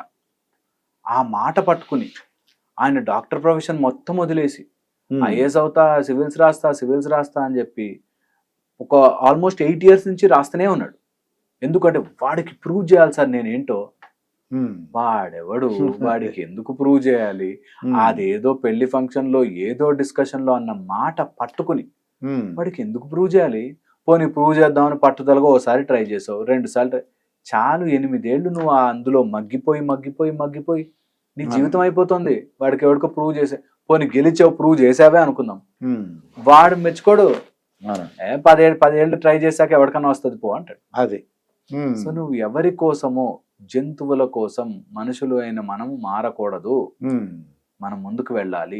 ఇంకా జంతువులు అంటే నేను తప్పు దృష్టిలో మాట్లాడలేదు, నేను అంటున్నా జ్ఞానం విషయంలో మాట్లాడతాను, జ్ఞానం విషయంలో అండి. So very very important that ఎవడో మనని అవమానించే పరిస్థితిలో వాడిని పెట్టద్దు, అసలు వాడికి అంత ఇంపార్టెన్స్ ఇవ్వద్దు. క్రిటిసిజం అనేది మేము నేర్పించినప్పుడు ఎవరైనా మనం క్రిటిసైజ్ చేస్తే 4-5 పాయింట్లు చూసుకోవాలి. ఫస్ట్ అసలు వాడికి ఆ స్థాయి ఉందా, వాడు దానిలో అథారిటీయా, వాడు చెప్తే ఫైనల్ అయిపోతుందా, వాడు చెప్పింది నేను తీసుకోవాలా. ఇప్పుడు వాడు ఎవరో వెళ్తూ నువ్వు వేస్ట్ ఫెలో అన్నాడు, నేను వేస్ట్ ఫెలోనా అన్నకి డౌట్ వచ్చిందంటే నీకు ఎక్కడో ఉంది లోపల వేస్ట్ ఫెలో అని. వాడి నోరు, వాడి ఇష్టం, వాడి మాటలు, వాడి స్థాయి ఏంటి లేదు, అక్కడికక్కడ గొడవ పడేసుకోవాలి, వదిలేయకూడదు, మనం పారిపోకూడదు, మర్చిపోవాలి, ఒక్కొక్కడు ఒక్కొక్కలా ఉంటాడు అన్నట్టు. సో ఇది చాలా చాలా ఇంపార్టెంట్ దట్ ఎవ్వరు మనని అవమానించడానికి లేరు. అవమానించిన వాడిని పక్కన దోసేసి అసలు వాడు హీఈస్ నాట్ యువర్ క్రైటీరియా పక్కన పెట్టేయాలి అంతే. అతని స్థాయి వేరు, అతనికి అంటే మనం అది పట్టించుకోకుండా మనం జంతువు స్థాయి అది అంతే.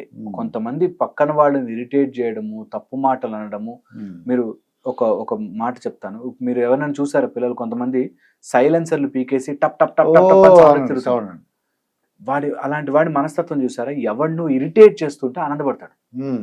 ఎంత సాడిస్టిక్ మెంటాలిటీ చూడండి. టప్ టప్ టప్ టప్ టప్ టప్ సౌండ్ వస్తుంటుంది. అలాంటి దాంట్లో విపరీతమైన ఆనందంగా ఉంటుంది.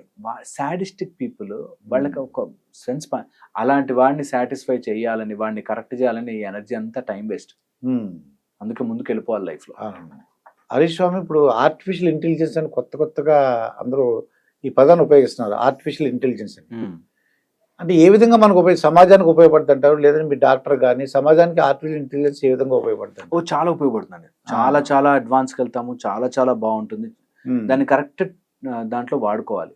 అండ్ ఎవ్రీథింగ్ అంతే. ఇప్పుడు అగ్గి నిప్పు, నువ్వు ఇల్లు తగలబెట్టచ్చు, దీపం వెలిగించుకోవచ్చు. ఎలా వాడుతున్నామన్న దాన్ని బట్టి ఉంటుంది. కత్తిలాగా కత్తి కూరగాయలు కోయచ్చు, పీకలు కోయచ్చు. నువ్వు ఎలా వాడుతున్నావు అన్న దాన్ని బట్టి ఉంటుంది. సో ఆర్టిఫిషియల్ ఇంటెలిజెన్స్ మనకు చాలా అడ్వాన్స్గా వచ్చేస్తాయి. ఇప్పుడు నెక్స్ట్ రోబోటిక్స్ వచ్చేస్తాయి.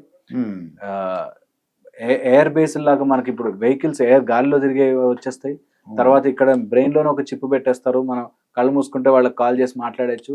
ఇలా చాలా జరుగుతుండొచ్చు. బట్ మనము ఎలా వాడుకుంటున్నాం అనే దాన్ని బట్టే ఇదంతా డిసైడ్ అయి ఉంటుంది. ఓకే, మనం తప్పుదారి వాడుకుంటే దేన్నైనా తప్పు తీసుకోవచ్చు.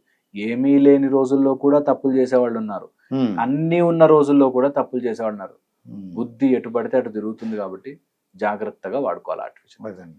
చాలా మంచి విషయాలు చాలా బాగా చెప్పారండి. ఇంకొక ఎపిసోడ్ చేద్దాం తప్పకుండా. చాలా మంచి టాపిక్స్ ఉన్నాయి తప్పకుండా మీతో. ఎందుకంటే చాలా మంచి విషయాలు సమాజానికి మీలాంటి వాళ్ళు వస్తే ఒక సమాజం మారుతుంది. మంచి విషయాలు చెప్పాలని నా ఉద్దేశం. తప్పకుండా అండి, తప్పకుండా. చాలా మంచి విషయాలు చెప్పారు. తప్పకుండా. ఇదండి డాక్టర్ హరీష్ గారు, మోటివేషనల్ స్పీకర్, డాక్టర్ కూడా అటువంటి ఆయనతో ఇంటర్వ్యూ చేశాను. మరొక ఇంటర్వ్యూతో మీ ముందుంటాను. మీ మాస్టర్ దుర్గా ప్రసాద్. నమస్కారం.